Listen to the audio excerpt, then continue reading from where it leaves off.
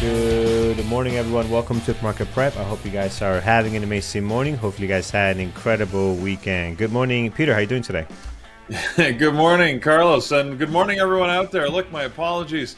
A little late. That's my fault. Apparently, I'm in full vacation mode here as we have a long weekend here in Canada. So I know that the markets are closed, I think, next Monday, right? You have the U.S. long weekend is next week. Canada here, as always, it's always like just a little bit offset, just to make my life difficult. But anyway, this is Victoria Day today, which is we call it the May 2-4 weekend. Really, it's the opportunity for first time. Normally, the weather is good for you to go out to the cottage and have open it up and have start your summer, but. We call it a 2-4. If you're Canadian, you know why. If we were doing this in the room yesterday, I'm always surprised at how many people don't know. Anyways, 2-4, it really means a case of beer, right? 24 beer. That's why we call it the May 2-4 weekend.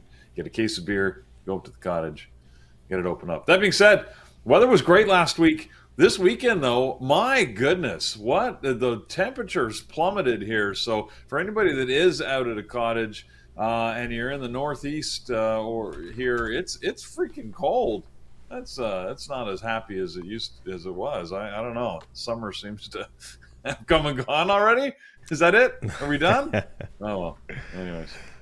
Oh man, sorry to hear that. It was great down here, man. Beautiful weather. A little bit of rain, but other than that, yesterday was awesome, man. Really nice day. All right, friends, we'll jump right to it. Welcome, guys, over on YouTube. Welcome over in our chat as well. Good morning to you all. Hopefully, you guys are doing well. Here's our gappers list brought to you by tradingterminal.com. Friends, you can always go there and check out this list. And yes, I got your messages. We're aware they're after the open. This thing slows down drastically. I tried to do it on Friday, and I have the same issue. So, yes, we're aware of it, working on it. I got your emails. I sent them over to our development team. They're working on it. But and amazing scanners, they're going to get that fixed as soon as possible. But here they are today. We'll definitely dive into all of that this morning. A lot of stuff in the red today. Most of our favorite tickers are on here, as I can see. POTR, of course, which we watch every day, and some other ones. And if you scroll down, this list is pretty long. You can start getting into Tesla, Rigetti, SMCI. I mean, you name it, Nvidia, Baba, AMD. They're all on the red side of things today. Before we go there, Peter, let's get to our U.S. economic calendar. What is happening today? Yeah, well, despite the fact that the markets are down, we'll see what happens, right? This happens. Monday, sometimes the market just picks a direction and it could change its mind. Who knows? Not a lot happening today, except for a bunch of Fed speakers. It seems like a lot of the Fed heads are getting out there and doing the speaking tour circuit. So we got Williams, Bostic, Jefferson, Kashkari, a whole bunch of them all at different times of the day. The only actual economic data release is what's called the U.S. leading economic indicators. This is really an advanced number. It's expected to show contraction in the U.S. Economy by about somewhere between 0.7 and 0.9%, which is a fairly large contraction if it happens. Well, we've been seeing last week, right? The numbers were never as bad as people were projecting. So we'll see how this comes out. This will be at 10 a.m. when that number hits the public and the airways and the market. So let's find out together. Carlos and I will let you know about that as we continue live here through the open. But for now, that's all we got on the day. Yep, there we go. Thanks, Peter. All right, friends, let's jump right to it. Let's go into this gappers list. We'll look at, what's the gap up? Oh, I got to scroll up here. Okay, if I scroll up, there are a couple of things that are up this morning. One of them being UnitedHealth. Okay, we're getting a little bit of a bounce. We'll see what's happening there. All right, let's dive in here. Let's go over to the first one, PTIX, if I can type correctly. Yeah, I got to get the fingers warmed up here. for this week, right? PTIX, there we go.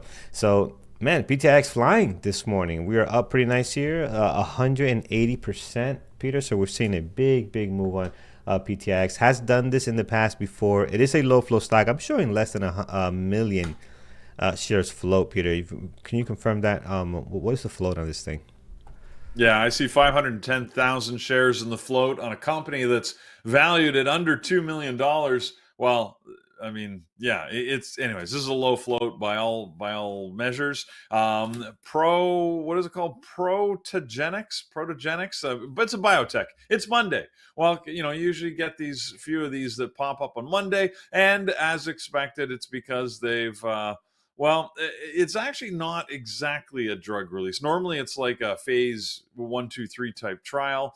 But in this case, they're having a business arrangement with a company called Phytanix to form a neuroactive biopharmaceutical company with 6 drug candidates that are going into development. So, and guess what they're developing? It seems to be the only thing that moves biotechs these days. That their development includes treatments for obesity and metabolic disorders. It is like it's like taking over. Everybody wants to develop a fat drug, the fat shot, the fat. Anyways, they want to develop one of those things. So I don't get it. Why do people keep wanting it's like searching for the fountain of youth right now. Everybody wants the create some anti-obesity drug. Again, this Peter's rant. Just stop putting stuff in the pie hole and go out and do some exercise. That's what works. I mean, we've proven it time and time again. Yeah. Anyways, all right. Put the scale in front of the fridge, in front of the stove, and it'll get the job done. Think about the weight before you eat.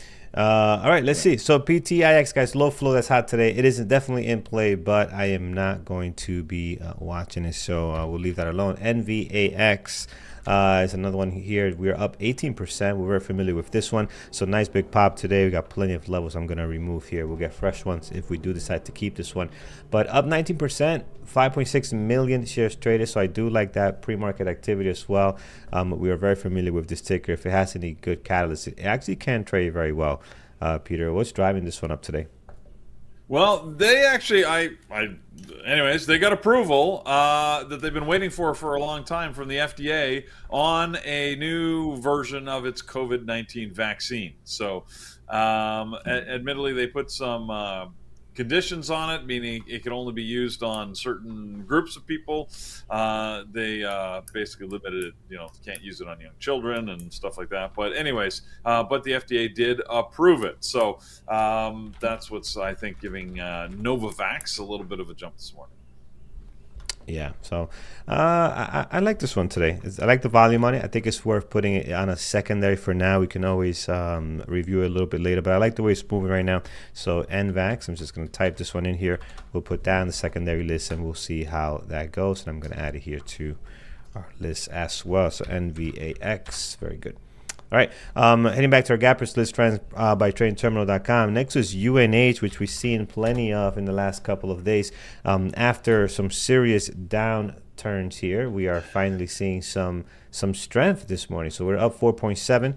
You can see here on the daily, we've been just getting hammered.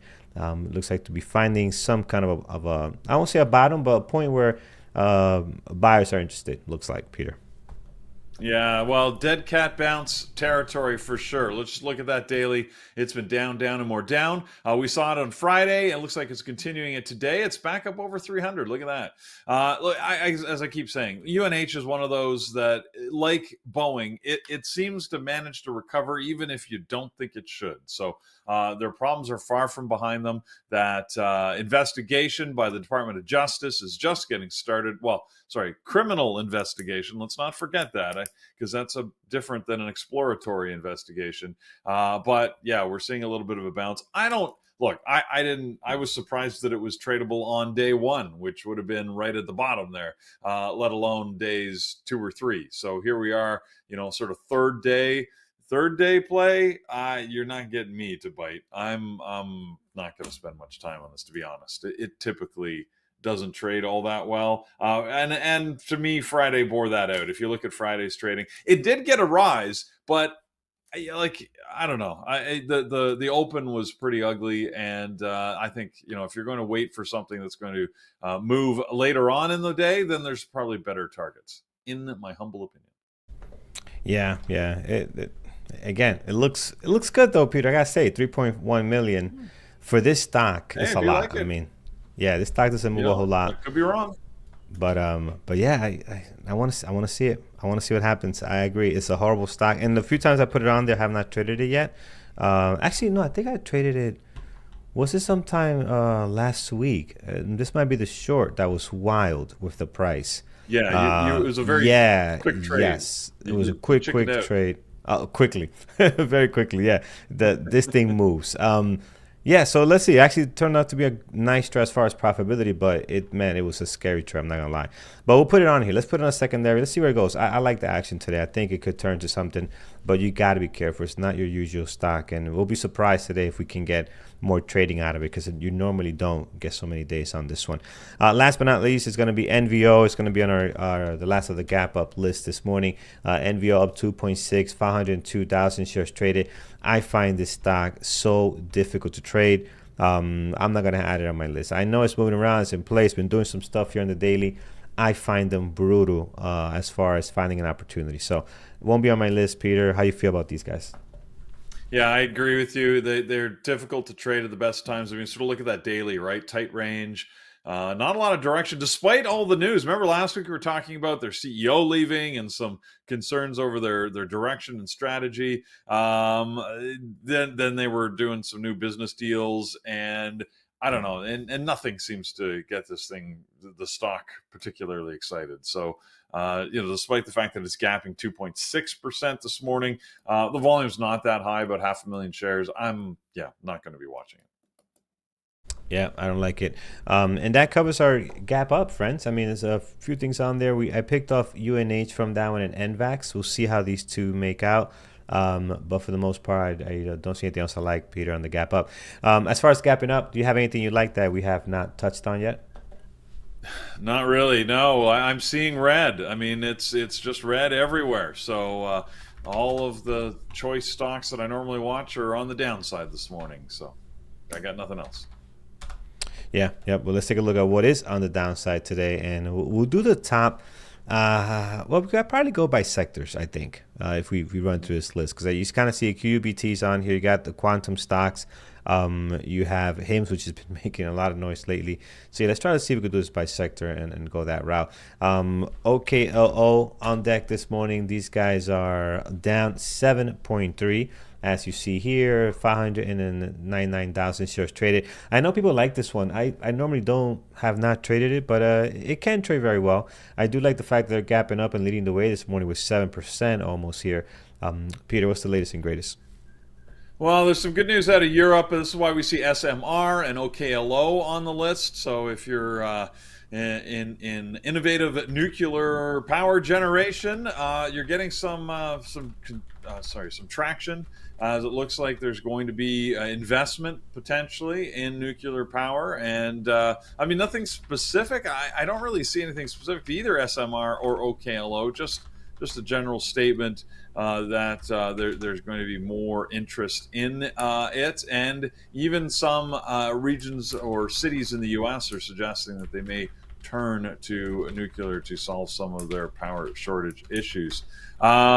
That being said, there's still approval concerns and proving of some of these technologies. Got to remember, OKLO has got their small scale reaction technology, which looks cool, but as far as I know, I don't think they've actually developed a prototype yet. It's all sort of artwork. So I like that artwork.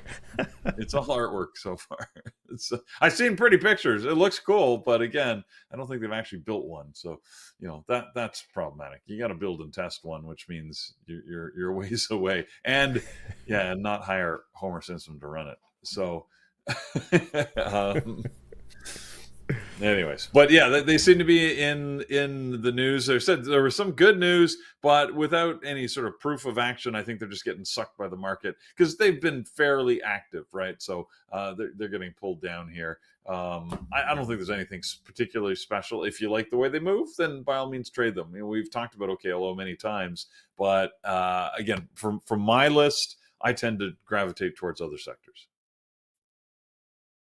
Yep, gotcha. All right, same here. I'm gonna leave this one alone. I don't like it as much as that. I think I'm going to like some other ones that are on this list. So we'll see how those look in a second. All right, so we'll kind of cover OKLO, SMR as well. So we'll move on to the next one. Here's gonna be Reddit. So Reddit this morning. What do we have here? We're down 7.1. This stock, man. This IPO, I like the way it moves. Look at this daily. It's just all over the place, man. So a lot of movement. Today they got some decent volume, 855,000 shares traded.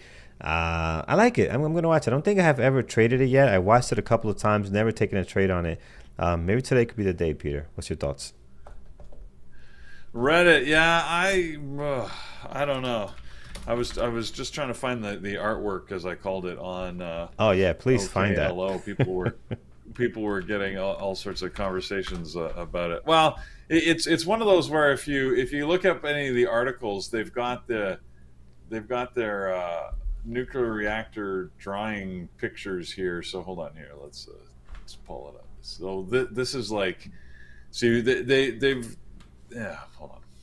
Where's our got to share screen so I can show you guys what I'm talking about. Anyways, yep. Here, there you go. There's what their reactor technology is supposed to look like. That doesn't look much like a reactor, right? Well, that's their point.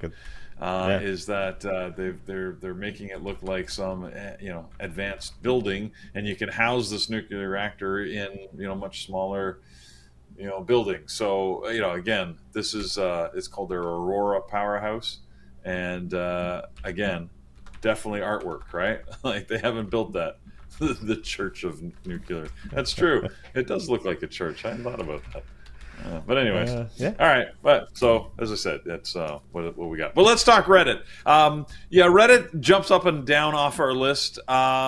There were some rumors, interestingly, that Reddit may be an acquisition target. Rumors that Citigroup had a bunch of investors that were asking about what the cost would be to acquire it, and therefore there may be some opportunity. Now, that could be good for Reddit, but it depends on what they think. They think the price would be for it. I think the volume is because of the merger talk. I think the direction is just because of the overall market. So probably not going to do anything unless we get more news, right? So Cloudflare, which is NET, their ticker symbol, was also mentioned as an M&A target. So I think it's just, there is a lot of money sloshing around out there, and it would make sense that they potentially could look to buy what they would consider undervalued offerings, especially with the market roughly being where it is and maybe having signs of some recovery. You'd want to get in before things start to get overpriced again. But then, I still am not convinced the bottom is in this market. But it's a little odd for me to say that because look at a chart on the SPY and we're almost back up to the highs here. So of course, I always think things are going down, as Jared likes to make fun of me for. So what can I say? I'm just a negative Nelly. But anyway, so is Reddit a good trading opportunity today? Here's my negativity once again. I don't think so. But I like it this morning. Might not stay here on my main list. We'll see where it goes. I like the volume. I like the 7.2. Comment in chat is look out for the spreads. And yes, I agree. It can have a wider spread than usual. Not usual, but than what you would like on a stock, right? With the way we're trading it. So let's see where it goes. I like the volume. I like the gap down. I like the way it looks right now. That could change. As we get into some of these other tickers that we have on here, let's talk Quantum, QUBT, QBTS. What else we have here? Rigetti, Spaghetti, CLSK, you name it. They're on this list. I did not see QUBT. Here is QBT. How about QBTS? I did not see that one. Yeah, is QBTS here? I don't see that one going through as quickly. IonQ, for the most part, they're all here. We'll start with QUBT, which is leading the way right now, I believe. And then this one had the big day, Friday, if you guys remember that. Big day. Ended the day very well. We are giving some back this morning. We're down 5.3, 1.7 million shares traded. Does this have a second day play today, Peter? I mean, you could. They certainly are in play. These have been getting volume over the last couple of days, especially. They were sort of in the news on Friday with some good news on the business side. Look, they're just following the market right now. Actually, QBTS is actually green. Just went green. Well, it's been green all morning. I didn't notice that on my list, but it doesn't really matter which side of that ledger they sit right now. Pick the one that you like most that gets volume. They're all three are in play. We got IonQ, which is also part of the picture. Let's not forget good old IonQ. I think I might just watch. I tend to like watching the QBTS, but it doesn't matter which one you watch. If they're one's going to move, they're all going to move, and it's got to be sort of a momentum based play, really, because they don't typically get intraday news on as they're trading. So pick the one. Yeah. Yeah, pick your favorite on here. I like the fact that QBTS is green, but QUBT has all the volume. So QUBT, let's put that one on here. Yeah, well, I'm comparing. I'm thinking about a Friday, right? Had everything going for it. So it is down 5.5. I want to see what that does here, but I do like the fact that, again, QBTS is green. That's interesting to me. And the daily also looks pretty exciting here for a potential breakout, right? They did not get the move that QUBT had on Friday, so maybe they're trying to get something going here. Should be fun. But either way, I like it. 4 million shares traded. It is up 1.7, and the daily looks like it's ready to explode here if that is in the cards for it today. So we'll keep a close eye on it. But again, pick your favorite. IonQ, Rigetti, they all can trade very well for the most part. Let's talk about HIMS. HIMS is right on here. HIMS has been on our list quite a bit, and they've just been very, very explosive. Not dying down, but coming down a little bit here as far as the volume goes, right? The bitch is getting explosive volume. But today we are down 4.4, almost a million shares traded right now. It's interesting to watch. Might not be on my main list today, but I will have it on a secondary. And it has been trading pretty clean. Some people, even what they're doing is they're waiting 30 minutes, they're just taking it long. They say after 45 to 30 minutes, the thing just takes off. And we have been seeing that over the last couple of days. Not trading advice, but just be on the lookout for that. If it's choppy the first couple of minutes, it can get better later in the morning. So we'll have it on here. We'll take a close look at it later. Again, just continuation from everything that's been happening with the stock. I don't think there's anything new, Peter, for us to add in it besides just all the momentum that we've been getting. The last news that I can remember on this thing was they were partnering up with another fat weight loss company, and they were going to do like the telehealth for that, right? So all that means is they'll be able to get more drugs to more people faster if they don't have to even leave their house. Yeah, I don't even know how to respond to some of those things. HIMS has been surprising to me in how it's traded and moved. I thought it would just be sort of, one day and done off the news, but it lasted most of last week.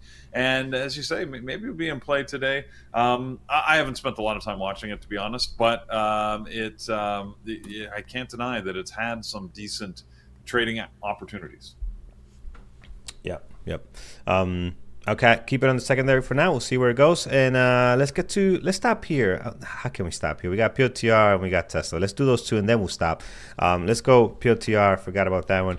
POTR has been one of our favorite stocks to really watch. I know, yes, we have Tesla, we have Nvidia, but this seems to give you opportunities almost every single day. So we're down here 4.1, 3 million shares traded. I will have it on my list. It's one of my favorite tickers recently to keep an eye on. It's just the movement, the momentum is all there. You're getting the volume. So it's pretty great trading stock. So I'll keep it on deck here, Peter. I know you probably feel the same way. We've seen a lot of activity out of this one in the last couple of weeks now, I think. Yeah, it's been consistent in its opportunity to trade just based on the volume. PLTR has not hasn't really had any news though. I would expect, I thought they would take the opportunity to push out some business information. They did this morning announce that they were having a partnership with Archer Aviation, which is interesting. Remember last week we were talking about Archer because of the deal they won with LA28, the Olympic and Paralympic games in LA in 2028. That they're going to be providing apparently some drone taxi service, and Palantir, which has done a lot of sort of AI data management and information systems, both in federal government, Department of military applications. Makes sense that they would be partnering with Archer, but I don't know that it's going to be a boon to either company in the short term. So, PLTR, look, it's made my list. I do watch that one every day because I just never know when it's going to jump up. Yeah. So. Yeah, agree. Do like this one? We'll keep it on deck here, and let's look at Tesla, and then we'll go to you, Peter. There's so many on. You got American Airlines, Nvidia, Baba. I mean, you name it. There's so many tickers. We won't be able to go through them all or watch them all. But Tesla down 3.9, 5.5 million shares traded. Another one of our favorite stocks to watch. I got to tell you, though, I've been putting this one on the list, and I've been rarely trading it. Again, we'll put it on a primary list. It is Tesla. You are going to find opportunities. But I have not traded as much as I thought I would be in the last couple of weeks. So we'll put it on here, Peter. It looks good. And then we'll go to you. Anything else you like off the Scappers list that you want to cover? Coin is one that don't forget, being added to the S&P 500. But at the same time, they had a data breach. They're being investigated by the SEC. There just seems to be a lot going on. You can see a big surge in volume on Friday, and they did get actually move up despite all of the crazy news. Volume's low this morning. I was expecting a little more activity on it, but usually the day in which they join the index, it's quieter than I always think it should be. So, but I thought maybe I'll keep an eye on it just to see what happens. Other than that, we haven't even talked about any of the semiconductors this morning. They're relatively quiet, although with good volume. I mean, look at Nvidia. It's got 12.5 million shares traded already this morning. So that I don't know if it's going to go anywhere, but it's got some volume already. As there seems to be just activity pushing it back and forth. Tesla also, not moving any directional. It's down, but it's relatively flat all morning here. But with decent volume, almost 6 million shares traded on Tesla. So, some of the usuals I think I'm going to keep an eye on, along with a lot of the Magnificent Seven, just to see which gets the interest. So those are my picks anyways. Probably, again, the usual Tesla and Nvidia for me. And I said PLTR, like we just talked about, and coin. That's what I'm looking at. All right, awesome. For my list right now, guys, I'm looking at Reddit, QUBT, PLTR, Tesla, and Nvidia. And there's some other ones here that are looking pretty nice, but we'll go through them in just a second here. All right, let's see what you guys like this morning. I saw SMCI being mentioned a couple of times, so let's take a look at that one. SMCI down 3.8, 1.6 million shares traded. Yeah, this stock can trade very well. In the last week or so, we had this nice pop here, and since then we've been getting some pretty good action out of it. You can see how nice these days are. Today we're down 3.8, so maybe the party might be a little bit over here. It's fun to watch. I'm going to put it on my secondary list for now.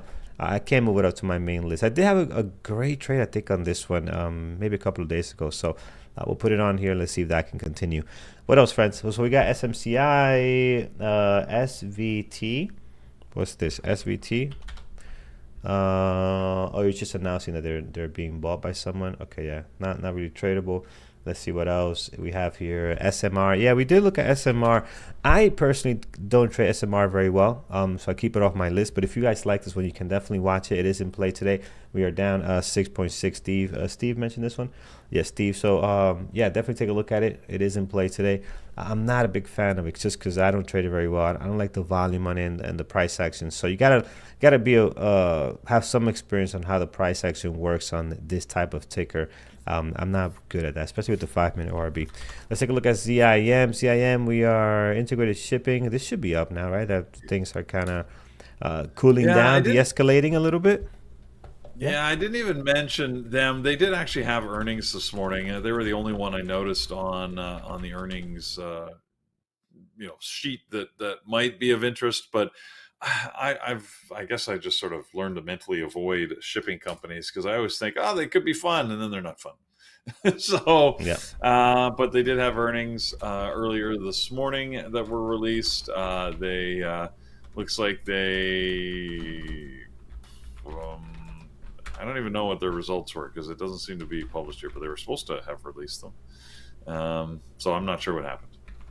That shows how much coverage there is. Not much. Yeah. All right. I did see this on the list. I did see Baba. I see you guys mention it. Let's see what's going on here. Baba just loves to sell off at the market open, but it hasn't been running. That's the problem. We haven't been getting, even though it's gapping up or down, we're seeing an increase in volume. We're not getting clean breakdowns or break up on these things, right? So I'm not seeing that. The one trade I had was brutal in the last 2 weeks. Wasn't great. Today could change. Yeah, right. It was just horrible. But today could change. I do like the gap down here. It seems like on the daily we are trying to lose somewhat of a support level here that we keep going above on. So I like it today. Today's going to be our day. Me and Bob are going to make up again today. We are down 2.1, 1.7 million shares traded. My favorite ticker to trade when it comes to Chinese stocks. Let's see what happens. All right, what else, friends? Let's take a look here. CRWV. We'll look at this one as the last one. Then we can always look at some more a little bit later. But this is Coreweave. Wow, Coreweave. Look at this, man. We hit 80. I didn't know we hit like 84 on Friday. What a move. So, yes, it is in for a second-day play. You cannot short this thing. Hard to borrow with Interactive Brokers, so that's not nice. But other than that, yeah, it seems like a stock you want to watch. It looks very active right now. And it just has been really on fire the last couple of days. So what's your thoughts on this one, Peter? Wow. Yeah. Well, recent IPO, like we talked about this, and it was mentioned on Friday, but I have to admit I wasn't really following it. But look at that move off the open, and it just sort of held the gains for most of the day. In fact, it even put in a topping pattern there that I normally like. Maybe I should have been watching this. Good volume, good pattern. Wow, interesting. Okay, I don't know what to make of it. There's no news on it, so they've got a couple of small things, right? They're issuing some secondaries here, so taking advantage of their high price to issue. Sorry, I'm just trying to read this article. They when they like use weird numbers, they're like. The article says that they're offering 1,500 million aggregate senior notes. So does that mean 1.5 billion? Why didn't you just say it that way? Why are you trying to confuse me? 1,500 million. Anyways. Okay. Yeah. Anyways, looks like they're taking advantage of their high price to issue a secondary, which may usually acts as a drag on the stock price. That being said, they had looks like their business is going well, and volumes certainly are picking up on the trading side over the last few days. So yeah, Carlos, I actually like this more than I thought I would. Maybe Coreweave would be worth watching. Thank you to whomever mentioned this. Yeah. Someone over in our YouTube chat mentioned this one, and we'll look at one last one. I don't want to run too late here. Apple, not doing a whole lot. We're down 1.5 here. We are 1.2 million shares traded. I mean, it's doesn't have a lot going on in pre-market. It will hopefully be in play today, but again, it's just I have no space, guys. I have way too many right now. But yeah, if you see something great on Apple, call it out. But I'm tapped out when it comes to tickers. I can watch successfully here. So let's stop here, friends. Let's take a look at our webinars coming up for this week. You can always head to bearbootraders.com, and if you click on webinars at the top, it'll give you what's happening for the next 2 weeks. Just scroll down and see everything taking place here. Good, some good updates being made there, looks like, on times. And yeah, let's go over to Monday. All right, well, we got a new week upon us, and it is a full week here of trading and trading-related activities. Mondays, we like to start by giving you the opportunity to talk about your setup and sort of technical configuration, if you want to do that, or you just want to talk trading. We have got a live trading session with Avi. I need, is he still doing this? Because I know he's doing live trading with our friends over at P Capital. Is he also doing this?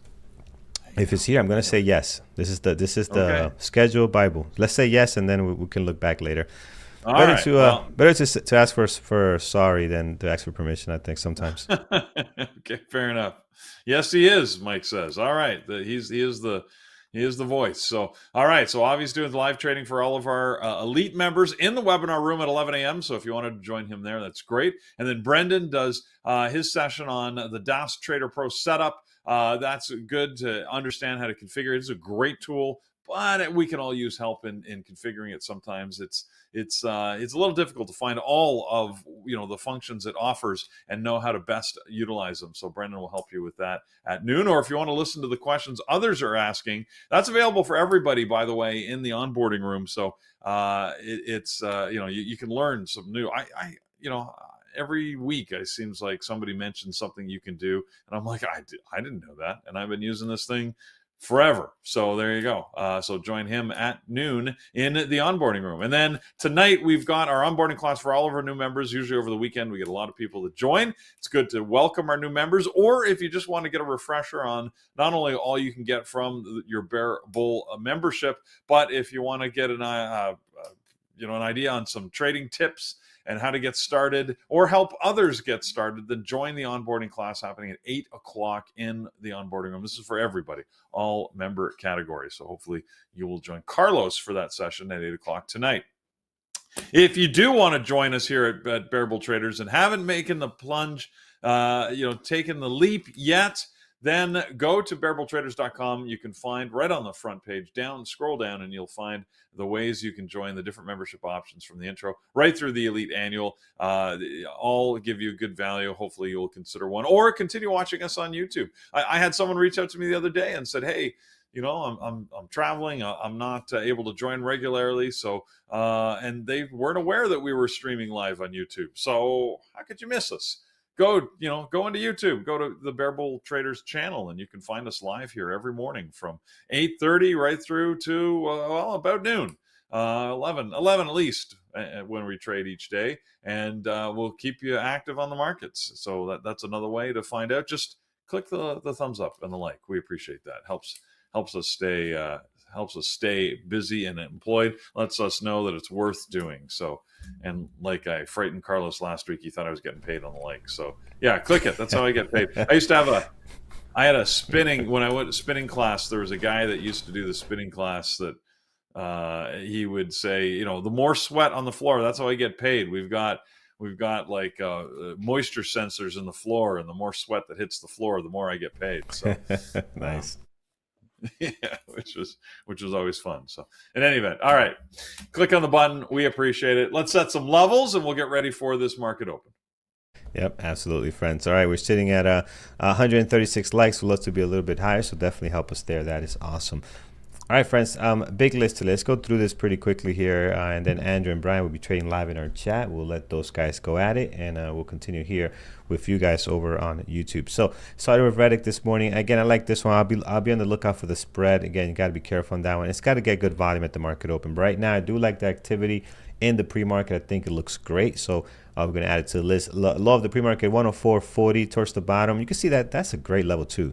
That low of the pre-market. Look how much support you have across the board. Resistance there, but a support across the board on that 104.40, 43. So definitely want to keep that level there. Towards the bottom, in case we continue, we do have a level over at a 158 and another level down at 95. Just in case we move, and this stock can move. It has done it very well in the past. It can move very, very decent here. As far as the upside above the pre-market high is just shy of our previous day close at 109.90. So right over here, 109.90.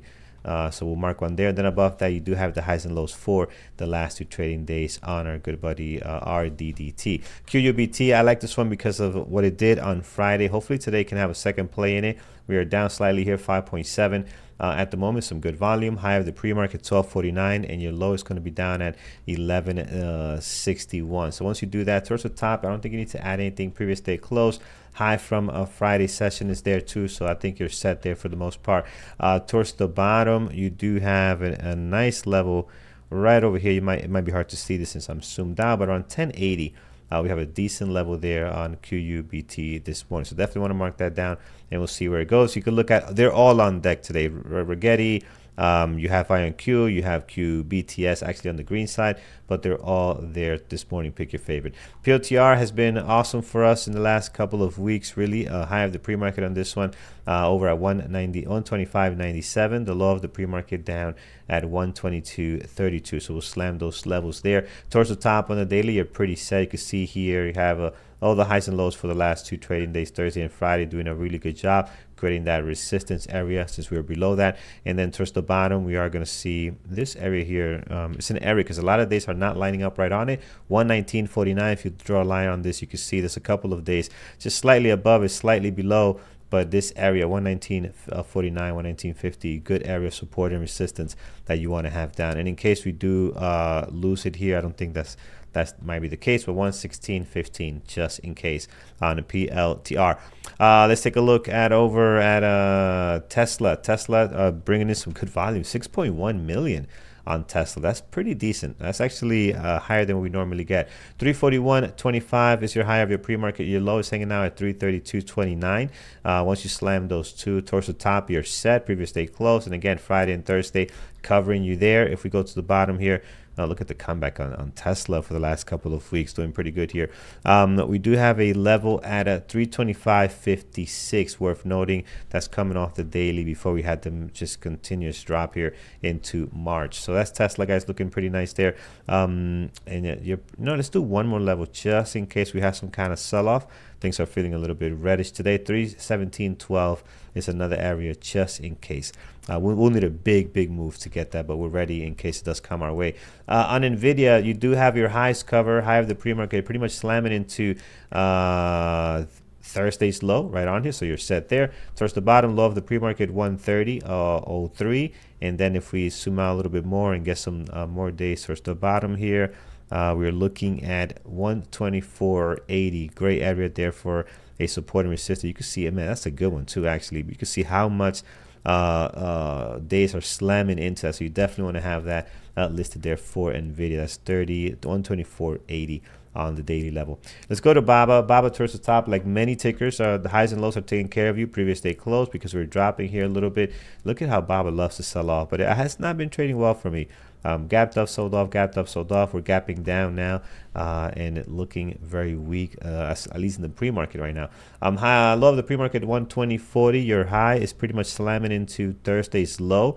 Look at this low of the pre-market, no coincidence. Look at that area of resistance you're having here. You had back in what's this, April, so really good area there. And then towards the bottom of that, you're going to have 117.67. The problem is Baba has not been really moving like that. The days you're gapping up and down, so you're getting movement, but you're not getting it in the intraday, right? Very small intraday actions of the majority of the time. So that's not good. We need this thing to move a little bit more. Maybe today could be the day where they do something as far as movement on the intraday here. So that's my list. I got a bunch of secondary stuff that looks very good. SMCI, QUBT, NVAX, UNH, HIMS, all are looking very nice. You can add those as well if you like.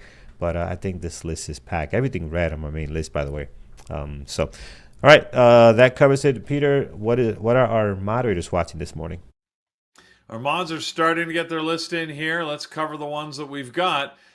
Starting with Lenny, as always, in first with his sort of master list that we'll all pick from. Nvidia, AMD, Tesla, Amazon, QBTS, PLTR, and UNH. Avi's watching the usual. And Thor's going to be watching Tesla and MCL. MCL. What the heck is an MCL? I don't know what that is, but that's not a ticker. It's something else. So, all right.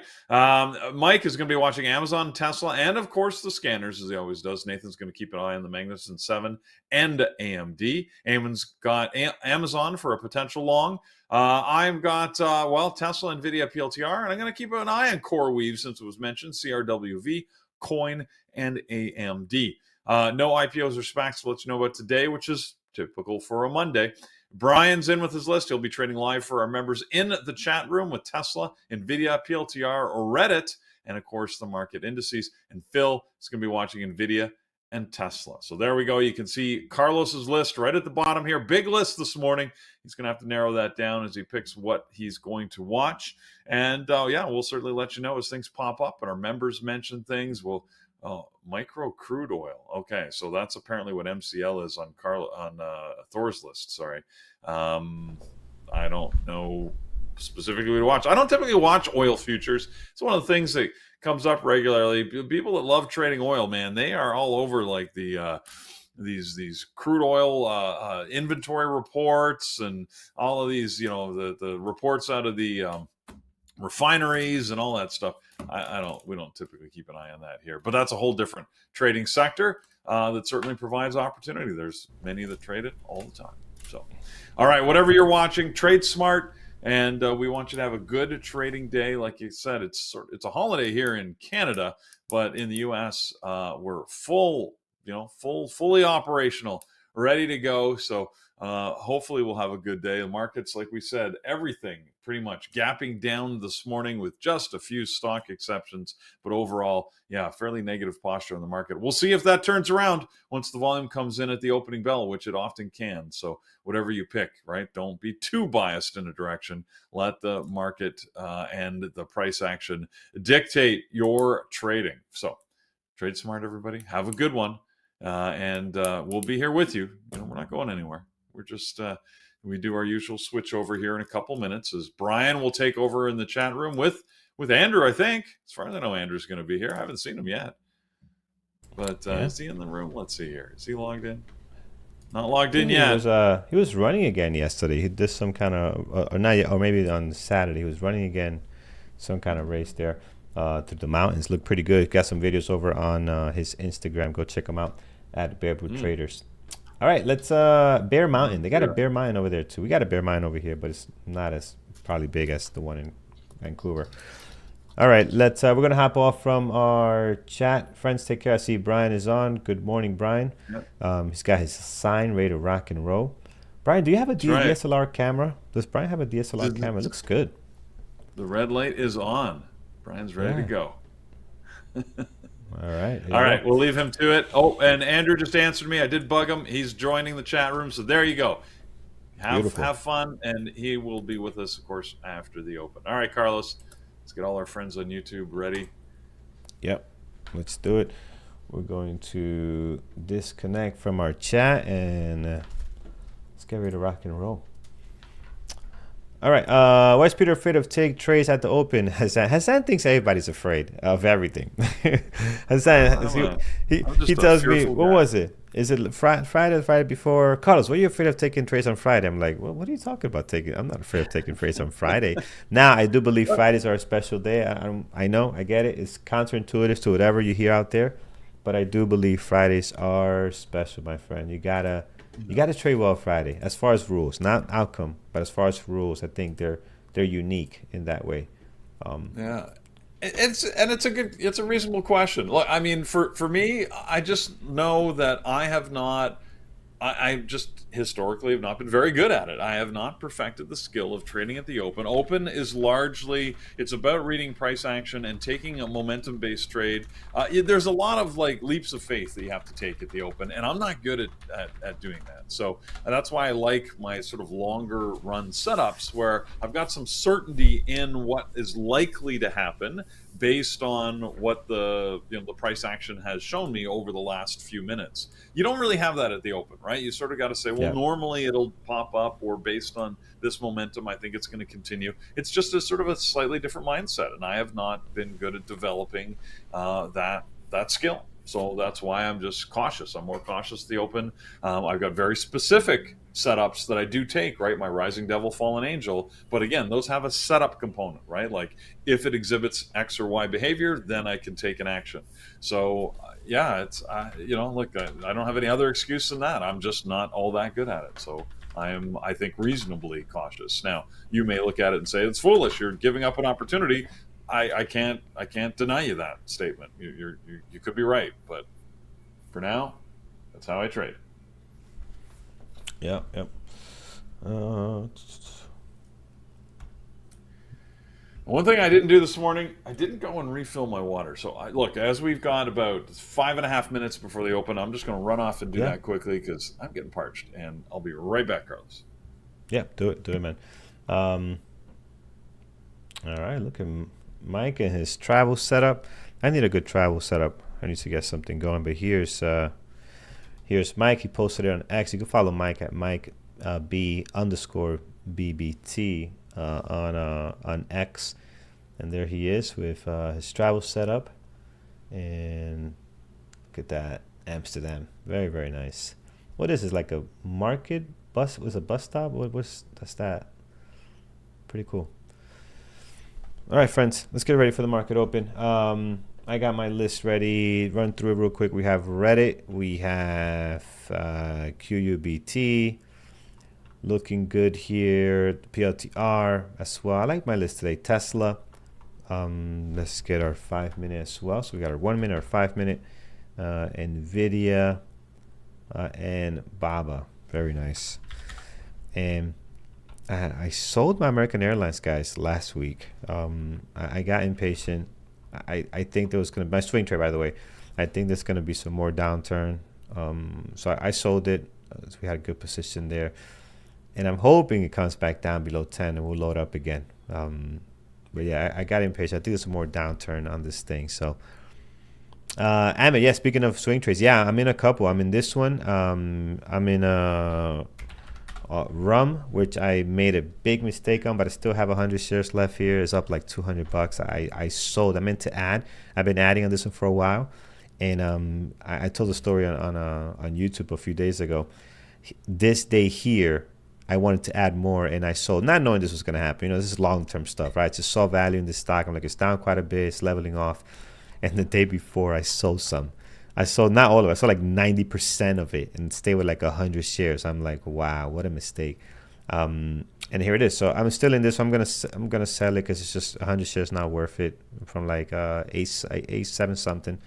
So yeah, I'm in a few swing trades. So I do swing trade, but I'm not like a good Brian type swing trader. He's the master, right? I only take long, and I only look for stuff that's really oversold, that looks to be bouncing back, right? I just like to find value in stocks that are not going to go, hopefully not go bankrupt, you know. And I do it all cash. Like I don't go margin, so it means like I can hold to whenever. I'm not worried about losing more than what I put in, right? So it gives me peace of mind. You can, you don't have to worry about losing your shirt. Yep. Coreweave is moving up here as we get closer to the open. CRWD? Nah, it's CrowdStrike. CRWV. Oh, CRWV. Okay, gotcha. Let's type it here. There we go. All right, excellent. You got the daily on the screen there. Oh yeah, because I was showing American Airlines. Get the 5 and the 1 minute. Here we go. All right, friends. 2 minutes to the market open. As usual, I wait 3 minutes after the bell. So we wait for my setup. See if we get any VWAP breakout after 3 minutes, and then after 5 minutes, I'm looking for 5 minute ORBs. Sometimes at 3 minutes, the VWAP breakout turns into a nice 5 minute ORB, right? So if you could find something that has good risk to reward after 3 minutes, it usually can become a nice a 5 minute opening range breakout, and you get a better entry. Sometimes, not all the time. So this thing is flying. Coreweave is taking off here. We got a few things that are taking off. I see Hood is moving up. Tesla also got to pop up. Wow. So, what was the one that was up huge today? It was not PTIX. It was another one. That's not a low flow. Someone mentioned it here. PTIX is the one I remember. Oh, NVAX, but look, it's giving it all back now. It's giving a lot of it back. It was NVAX. That's what I was thinking about. Nope. All right, there's our alarms. 1 minute. Yep. Good. 1 minute alarm.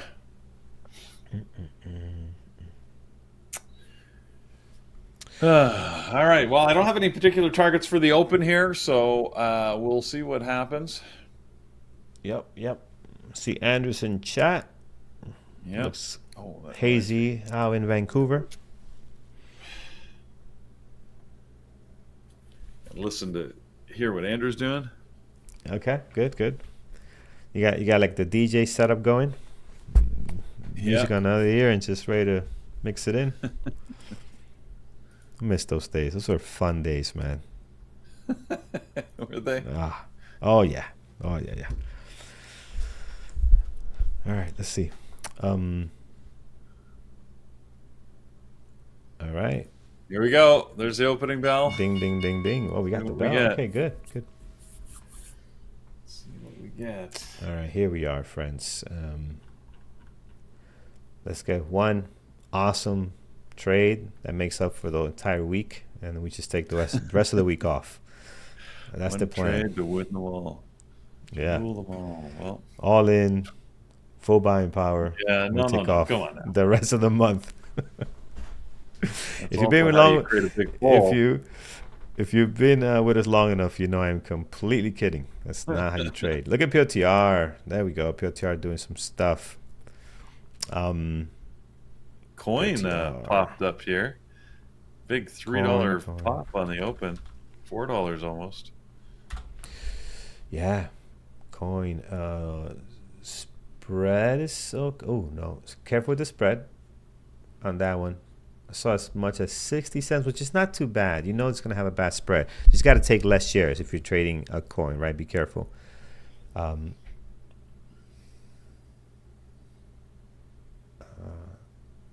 right, coin doing some stuff, trying to go green here, trying to reduce those losses for the day. Tesla also strong. Nvidia, Baba. We gap down to go up. Your stream is officially 15 seconds behind. I highly doubt that. Make sure you're live. Yeah, make sure you get the live button hit. Yeah, hit the live button because that happens to me sometimes. Yeah, YouTube is pretty good. Now, if you're somewhere like far, very remote, yeah, you could be really behind. But here's our clock. That clock will give you a sense of how you are. Yeah, I'm showing it about 5 seconds. Yeah, that should be about what you should have. Yeah. Let's get this out the way. Here we go. Okay. Anyway. All right, Baba above VWAP. Here we are.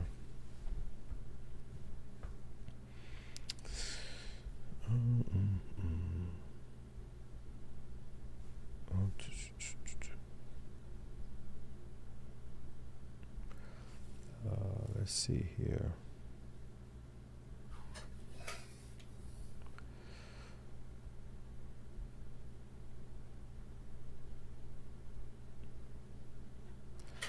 All right.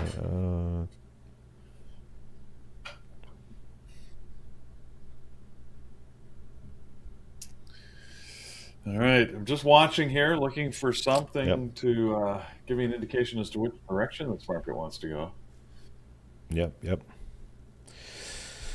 Tell. Got an initial pop on a few things, but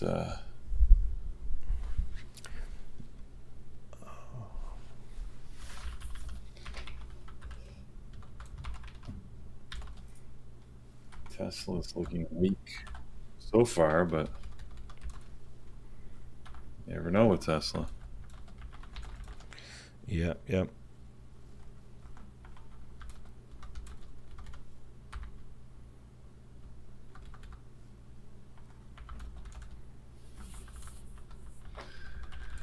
Nvidia giving back the early gains that it had. Coin also giving back some of that flop.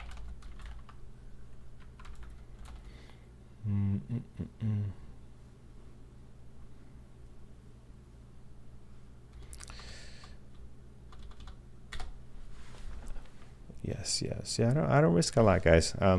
I'm always being asked how much I risk. It's like between 250 and 300, per trade.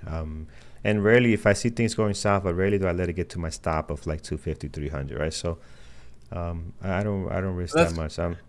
Right.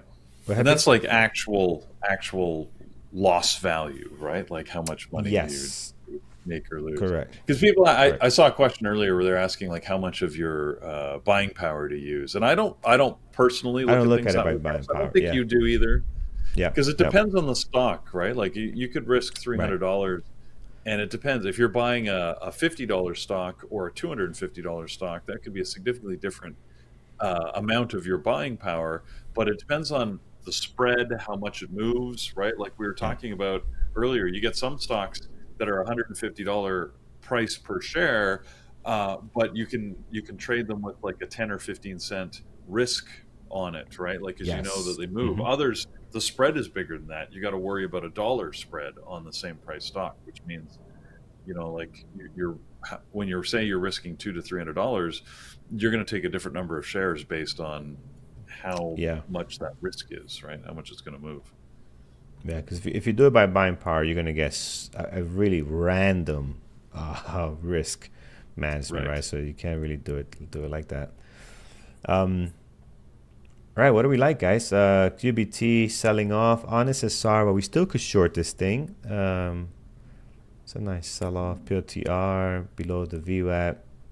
POTR down. I like it below the VWAP, but man, it's hard to trade sometimes. Go ahead, Tesla. Yeah, Tesla's just bouncing back a little bit. Not sure where it wants to go. Apple's been weak so far all morning. I mean, we're only 6 minutes in, but all red candles on Apple. Let's see if Tesla can decide what he wants to do. I like Tesla for short if we can lose down to like 336.26 maybe. See that buying pressure coming in the 5 minute. It looks good. Let's get the 1 minute here. So here's the 1 minute. Let's see if we can see some selling pressure. I don't like the fact the SPY is pushing up though. That's not good. Tesla likes to go with the SPY usually. But it looks like it wants to sell down. Andrew's not shy, man. He went long Nvidia for this 5-day break. And, all right. Let's see, Tesla. You guys are mentioning Hood.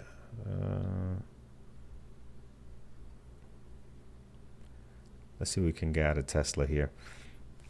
Seems rather weak.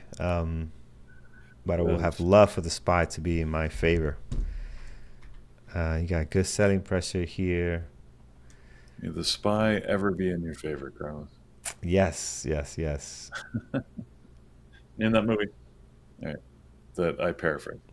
Yeah. All right. Didn't sell down. Glad I waited for that signal and we did not get it. Looking to be strong here, actually. Might be going the other way. So now I'll be looking for my view at breakout. So here's a breakout candle on this one. Let's see if it comes back down and retest, and we could do something there. FOMO, FO, yes, it was longer games. Yeah, Tesla's, I don't know what Tesla wants to do. Like, it still feels weak, but it gets these spikes higher that you just, it could. Yeah, it's hard to.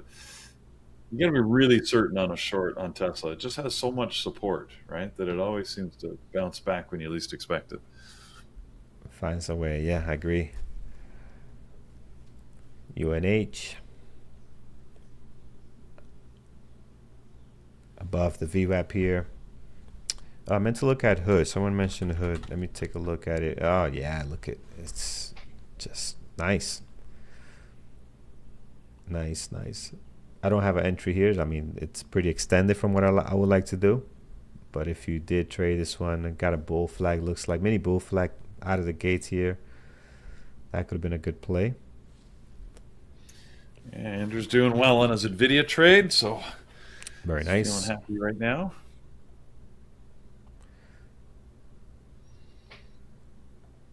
Tesla's messy, POTR,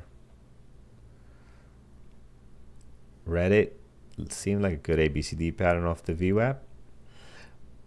But the lack of volume, the spread makes the price action very weird on this thing. Actually, the spread's not bad right now. Maybe it's just you're not getting a good order flow. Nvidia, nice. Yeah, I'm not loving Reddit.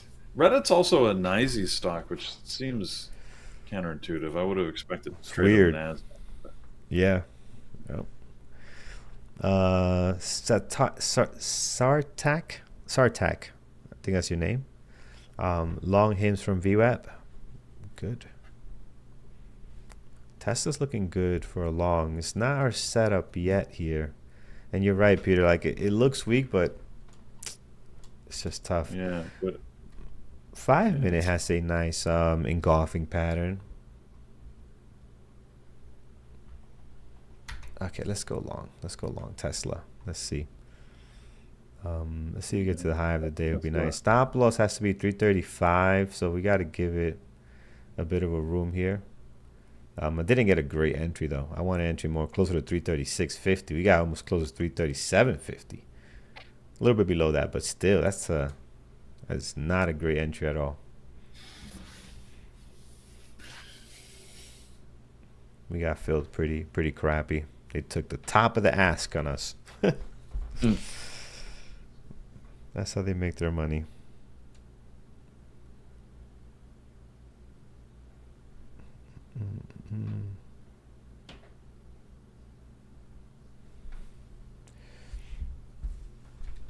All right, see if Tesla goes, but let's see what else we have. POTR.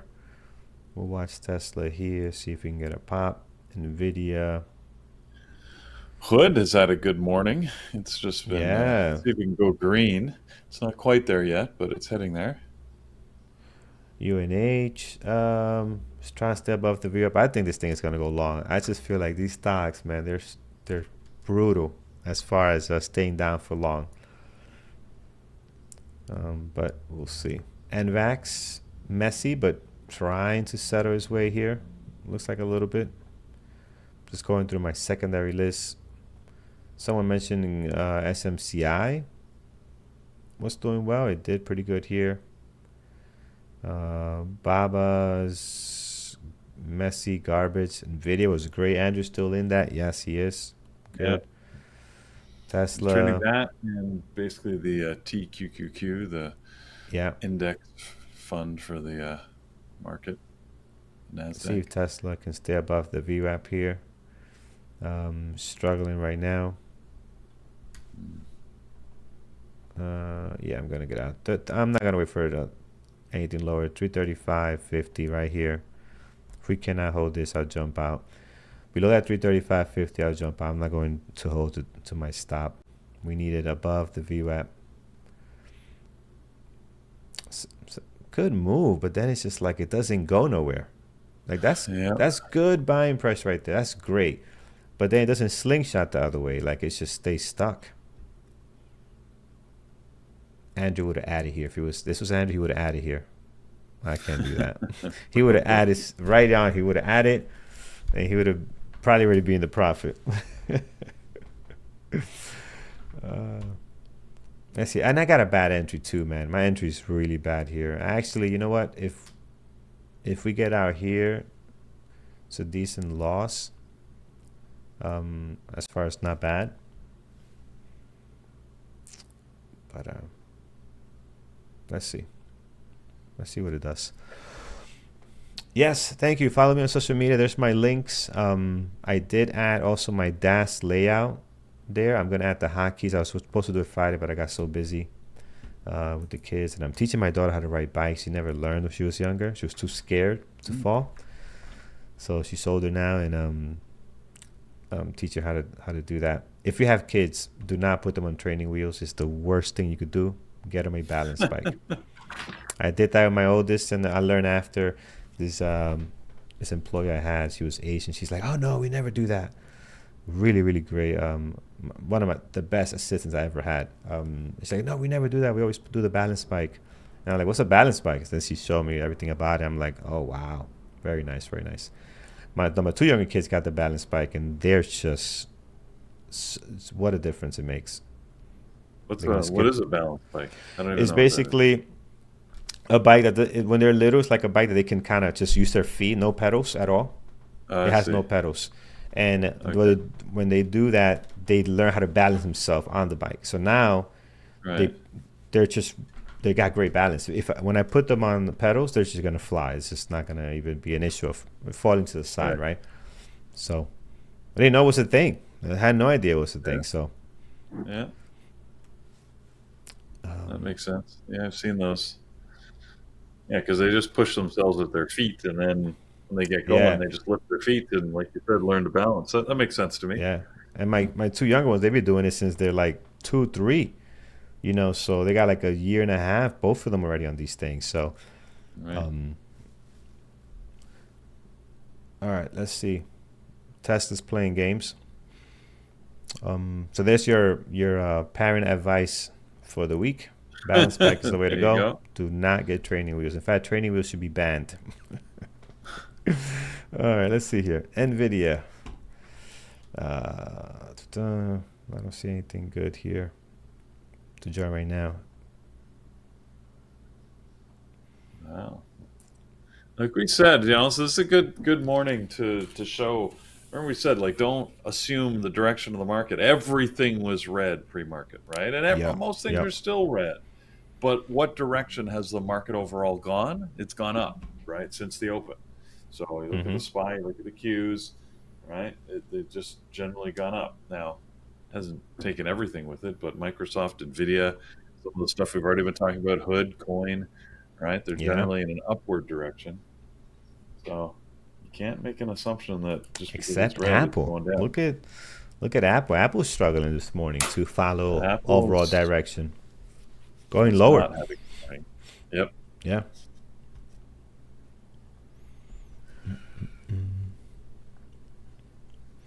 Got position on Delta and United.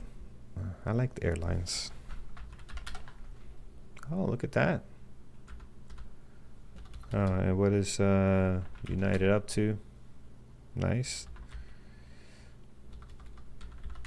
Yeah, so airlines are doing pretty good today.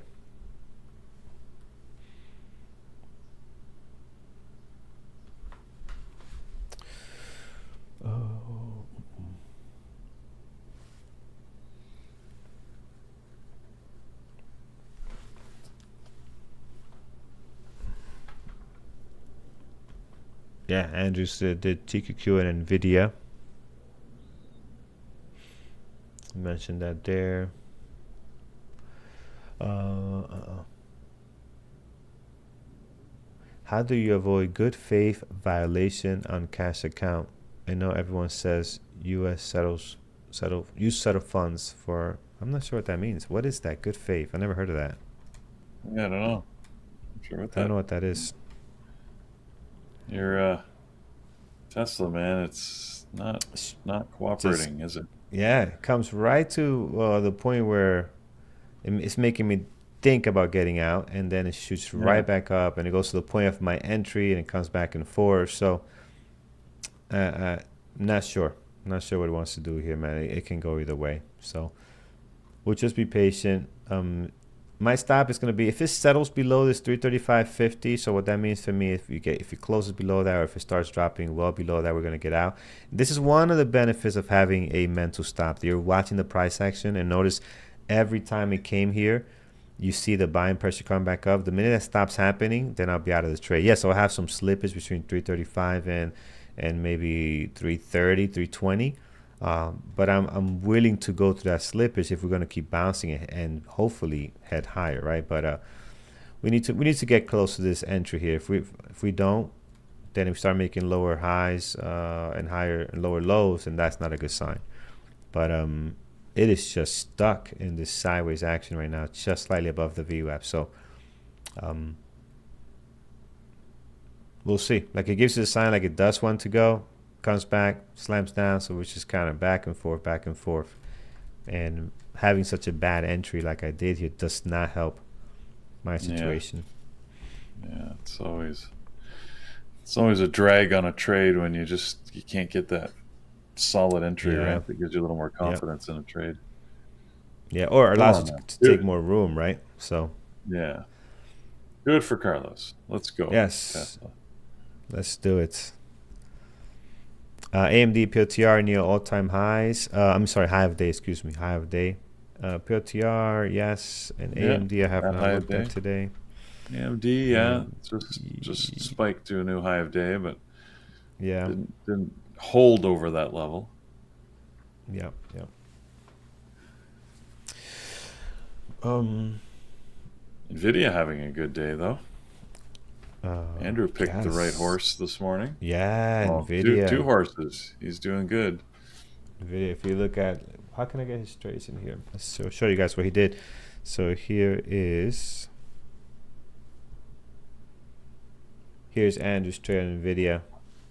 So again, really nice, good entry, timed it perfectly. Look at the pop, partial. I know it looks a little bit small, but you should be able to see it.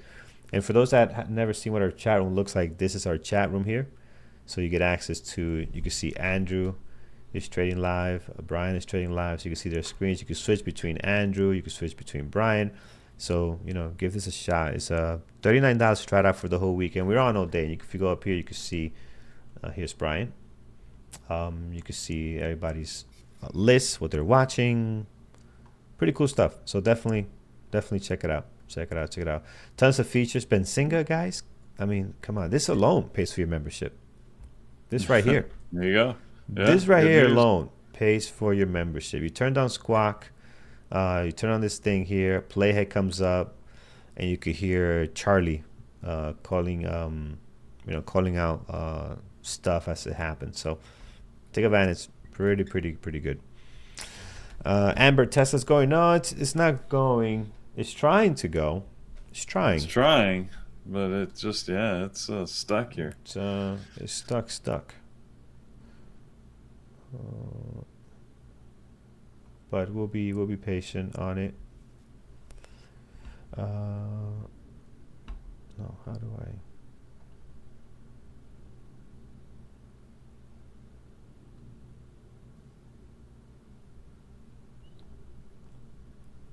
Oh.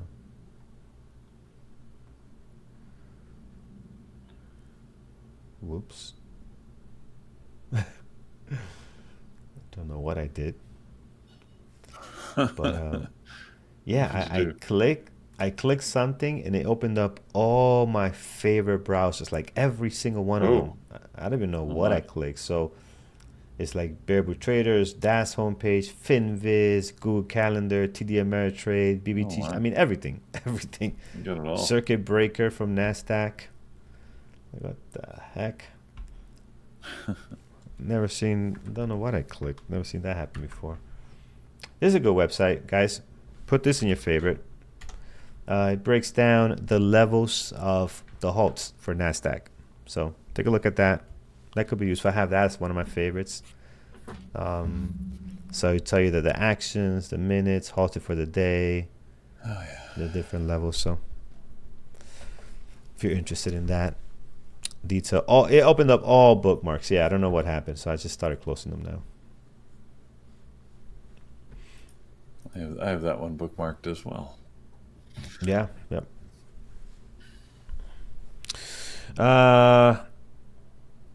It's gone for me, man.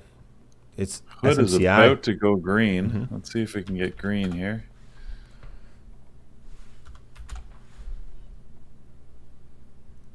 Hood, here it is. Hood, just beautiful. Just green now. Let's see if we can hold it.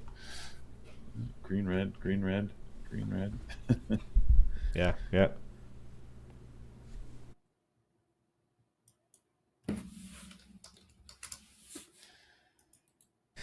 All right, I'm still looking for other trades, but I don't see anything that meets my criteria. QUBT might be one breaking above the VWAP here. Doesn't seem as attractive, but you do have somewhat of a breakout happening here. This is kind of the breakout there. This will be the pullback. Let's see if that can hold. And if we can get a confirmation candle, it could be good. But heavy drop on AMD back to VWAP after trying to get higher. Yeah.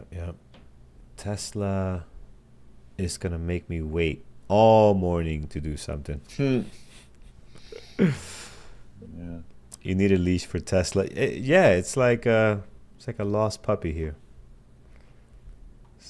Doesn't know where to go. My trades were SPY and PLTR.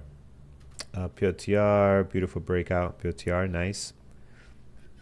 BABA towards the high of the day, off the VWAP here. That was interesting.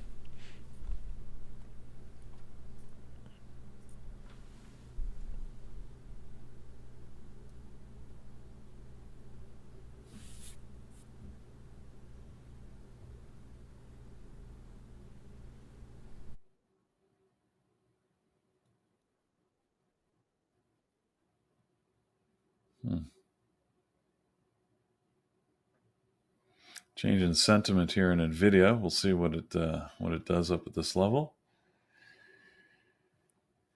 Go on, Tesla. Go for Carlos. Are we a go for Carlos? You're on mute, Carlos. Sorry. Yep. Let's try. I'm looking at it here. Just trying to get something going. But this is the area where we're having such a difficult time. Like just slightly below my entry, it is struggling. The 5 minute though, you can see like look at the buying pressure on the 5 minute, right? We just got to continue to stay above that VWAP and hopefully break that 337.40 ish. So we're setting up nicely here for a quick pop, hopefully. If it pops, it should pop nicely. Like, yeah, I'm expecting like 338.50 at least. Yeah, exactly. You know, that's like what I'm thinking. not only one shot, but at least like continuation up there. But it's struggling. It's struggling. The risk is that the buyers who are supporting it give up, and then this thing drops on you. So, yeah. How did I do this? Chat fest. All right, here we're back. We're getting close to our 335. Good thing VWAP is moving higher slightly, so hopefully that can help it pull away from my danger zone. So things are going somewhat very slowly in the right direction. Very slowly. Yes, fingers on the trigger. For sure. Danger Zone, classic song. Yes. And the movie franchise that's associated with. Oh, man. Is it Top Gun? Yes, is it Top sir. Gun? Yeah. Absolutely. Classic, man. My wife has not seen Top Gun. Like what? From yeah, I know. It's from like start to finish. She's like, yeah, I seen it when it comes on TV. Back in the days where it actually came on, and every movie was like an hour and a half, but with commercials was like 4 hours. Oh my! She's like, yeah, I saw bits and pieces of it. I'm like, how could you? It always amazes me that people. I mean, I guess I'm a movie guy, so I like movies, but it always amazes me the people that like some of these culturally iconic movies. Like, so you've been, you're 40 years old, you've been living in the U.S. your entire life, and you've never seen, Raiders of the Lost Ark. How's that possible? Yeah, but I haven't seen that though. What? How is that possible? Come on, man. I have not seen that. And Star Wars, where do you start? Like, I was never into it when I was younger. I'm like, what is this? It never attracted me at all. Neither did Star Wars or neither did the other space one. What's the other space one?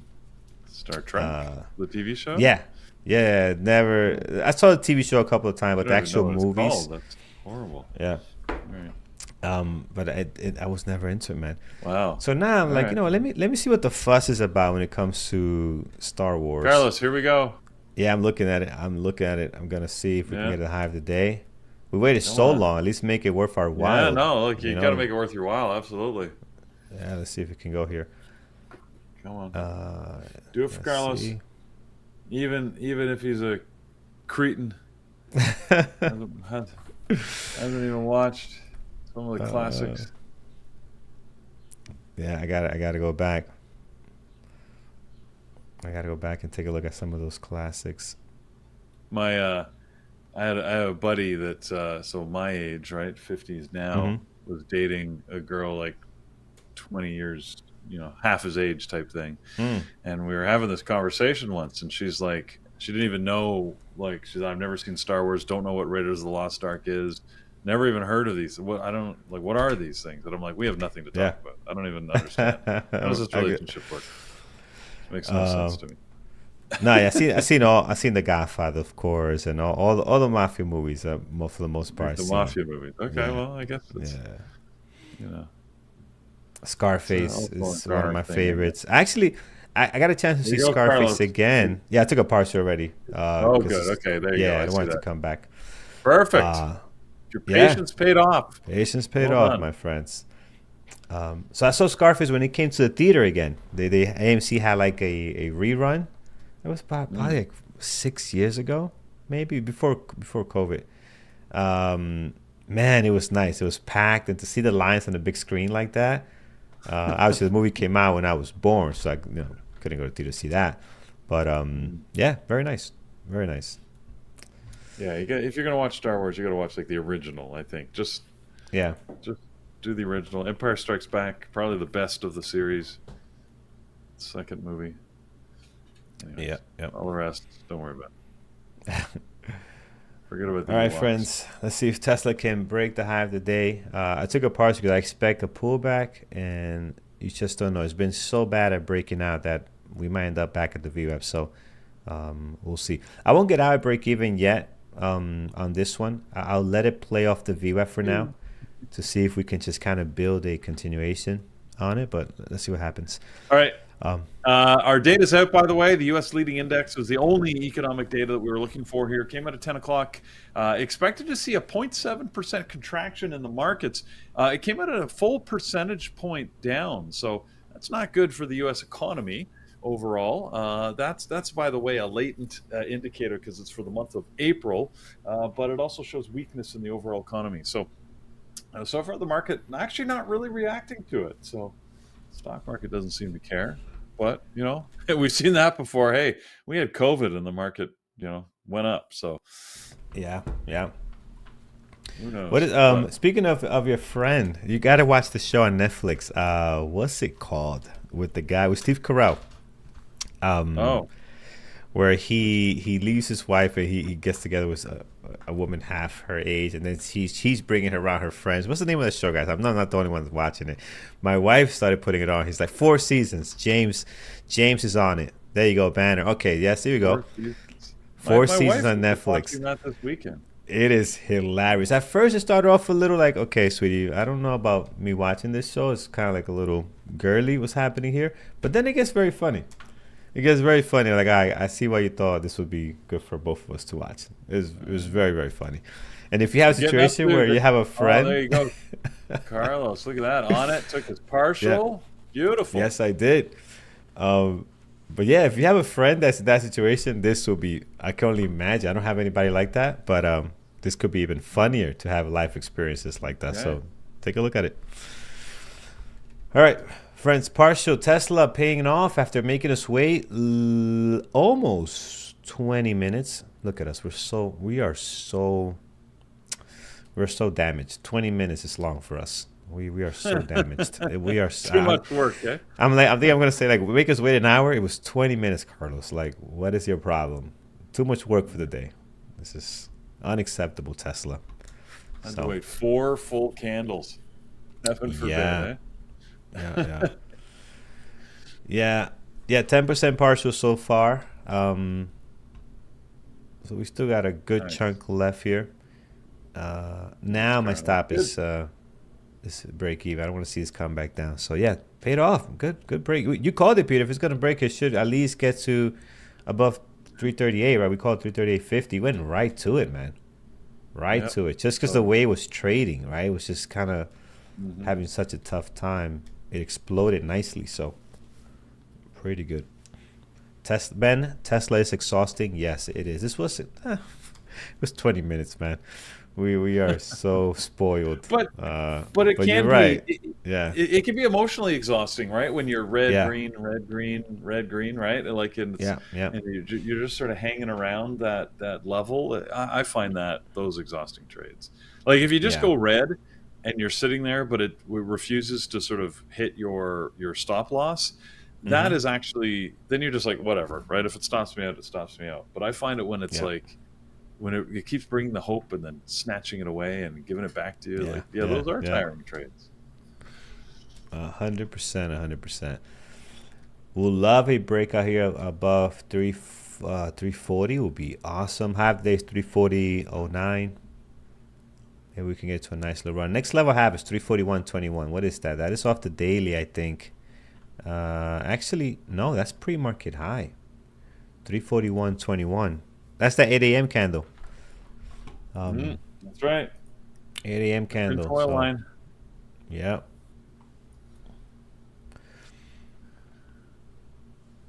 Friends, if you haven't done so already, hit that thumbs up over on YouTube. We appreciate it. The only reason we remind you guys because we forget. Look, like I bet I haven't hit it. Look, I haven't hit it yet. See, I'm horrible leader here. So I just hit it. 265. Help us push that button. It helps the channel. Helps her grow our community.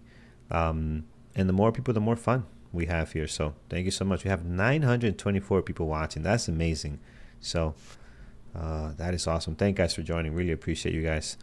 Hopefully you're getting value, or if you're not getting value, at least entertainment, or both. Would be awesome. Thinkorswim or Dash platform? This is Dash Trader Pro. Thinkorswim is good though. I love Thinkorswim for all the swing trades I do. I don't do them on Dash. Thinkorswim is amazing. The application is amazing. The mobile app is probably one of the best out there. TradingView has some good stuff too. But some of our members, and they do day trade with Thinkorswim. So it depends on your strategy. The way me and Peter trade, Dash is much better for our style of trading. So I find it easier to identify patterns. I find it easier to trade. I love the hotkey setups that you can do. And I like the simplicity, to be honest. When you're day trading, I find less is more, right? You want to be more focused on what you're doing in the price action, and you don't want to be all over the place. So if you can just focus in on a couple of things and not have to deal with all the features, I think it's better for you. You know, you don't have the NASCAR driving with a GPS and a radio station and power windows. The NASCAR driver just has worry about his steering wheel and his and his safety stuff. That's it. You don't need anything else. Just focus on one thing. It's going fast, nonstop. So in this case, less is more. I like to compare Dash Trader Pro. Okay. I'm just taking another partial here. 340. Man, I thought I was going to go. It shot up pretty quick, but then it struggled to actually break. But yeah.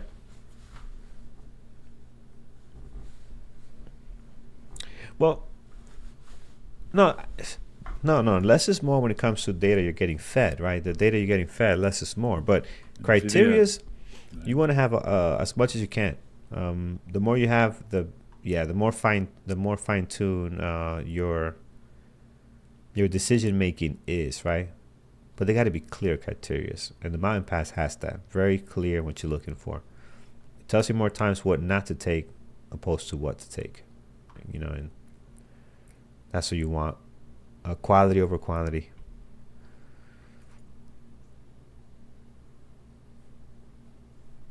All right, good trade here. Andrew is still in TQQ. That is awesome, friends. Look at this. I mean, he is playing this thing just lovely. So, where did he enter? Oh, right here. Entry, partial, entry, add, partial. I mean, and then another partial now all the way up here. What is this from? Yeah. Good day. It's a good day. Andrew working his magic. Yeah. Yep. Good day. Good day.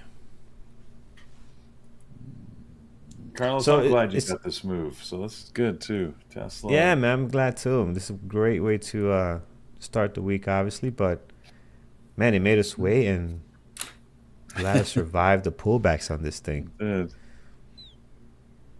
So Peter, this holiday, what is going on? It's just everybody's just home. You guys do anything or any barbecues or what's the deal? Yeah. You're either at your cottage, or if you don't have one, then you're at home. Mm, I don't know. I've never done anything really. okay, People okay. like to shoot off fireworks, but that's just it's an excuse. Yeah, yeah. Fireworks. Um, Thank you, Andrew. Thank you, sir. I don't know if you could hear me, so I'll just type it in here. Same to you on Nvidia and TQQ. Awesome. Shall I exit Tesla now? Absolutely not, man. RH, we're riding this together, man. We're going to 330, 343. You don't exit. We ride this all the way to 343 at least, right? And I'm completely kidding. You got to do your own plan. I can't tell you what to do. But if you got a great entry, I mean, follow your trade management plan. Your trade management plan will tell you when to exit. And if you're asking me, that means you don't have one, or you might not be 100% sure on your trade management plan. You got to build one. You got to build one, right? So, because that's what I'm doing. I'm following my trade management plan when I see partialing into strength and just watching the price action. Every time we make a new high, I take another partial, right? And these are all 10% right now. And once we start getting toppy, I'll start taking 20% off, right? Because now I don't want to bring a lot back down. So we'll see. But this turned out to be an awesome trade, friends. Was questionable at first. The 5-minute kind of gave you signs that this thing wanted to go. Look at all the buying pressure. That's what kept us in the game here. All this buying pressure, right? Yep. But yeah.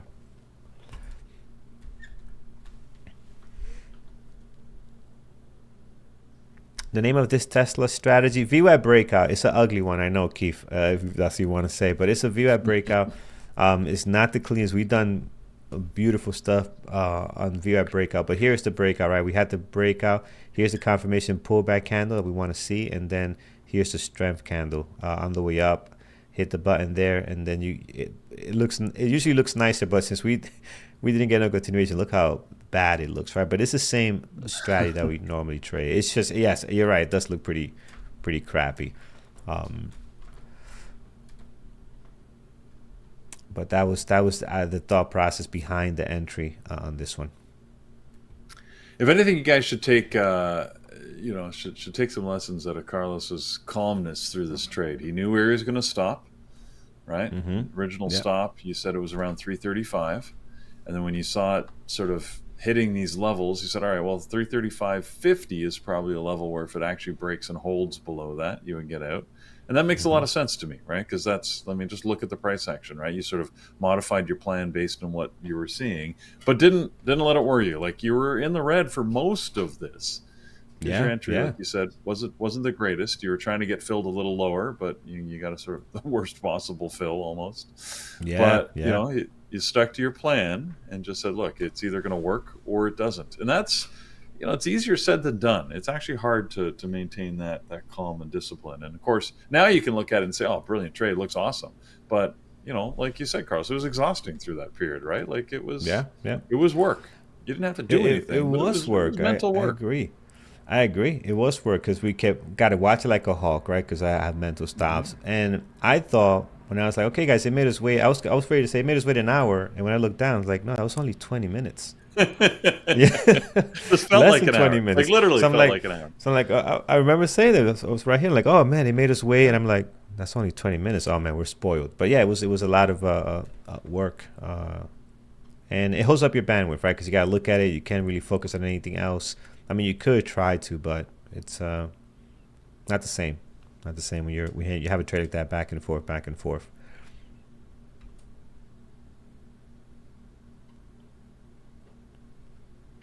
Yes, I almost got out. Yes, I did. You're right. I almost got out. But then we kept watching. It just bounced right back. But I was very close to jumping out. All right, let's see if we can get higher here. Wow, look at Andrew's day. Andrew is, I know he was going to have a big day today. Look at that, friends. What he do here? 40, that's just 44,000. You could do better. It's not, not that. Yeah, it's not that. Yeah. I thought he was going to have 100,000. 44? Really? That's it? Is that all? Yeah, that's it. 44.61 with 24 cents. Not even 25 cents, 24 cents. I'm not impressed. I'm not impressed. All right. Well, he could, he's still got a little unrealized out there. He's got some. He does? You can see there. Oh, yeah, yes. $1,500 sitting unrealized. Oh, okay. All right, that makes it better. All right, if he hits 45, all good. Under 45,000 a day. You're disappointed otherwise? I'm just not feeling it, man. Yeah. Oh my goodness. He's awesome. We all want to be such a great we all want to trader. be in Andrew's league, right? He's, he's just amazing. Up 50 grand, down 50 grand, whatever. That's a good hour, 40-minute work for him. Yeah. This is someone's yearly salary. Like they could literally just take off the rest of the year. Yeah. If you're a brand new executive. Let's see here. I was going to get ready to take a partial here, but Tesla keeps giving us more reason to stay in this trade. So let's wait. Let's see if we can get a 342. And so now, guys, I can be more patient because we got such a good cushion on this thing. We don't have to be as aggressive with the partials. We can kind of just absolutely wait and see if we can get more out of this one.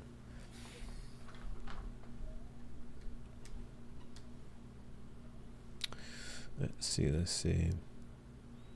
Yeah, Dave. I mean, he said something, and this is him. What he said, right? I'm not making this up or assuming. He did mention he has to split his swing trading and day trading. Right? I think that will help because you don't want to confuse the two. Andrew is an amazing, probably top 1% day traders there is out there. Oh, top absolutely. 1%. And that's just a lot. So he has to split that and not confuse the success he has with day trading with swing trading. Swing trading is a whole different animal.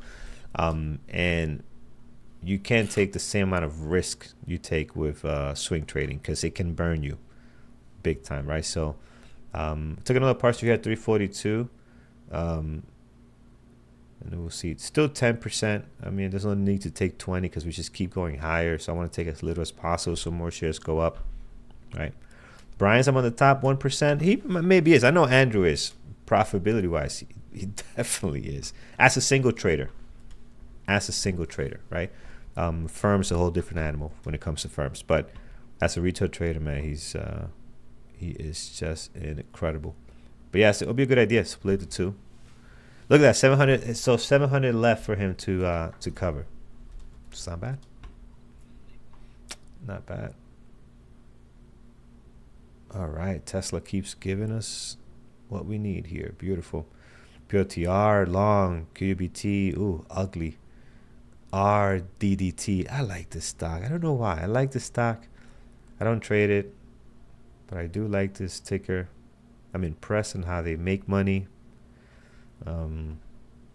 It's a good company. Baba taking off, everything green. SMCI is trying to stay above water here. Man, this market is awesome. UNH falling apart. Hims didn't have a great day like it's been having lately. Hood, you guys called this one out. Didn't have it on my list very well. Apple recovered, actually. Apple recovered. A decent VWAP breakout. Just amazing, man. This market is beautiful.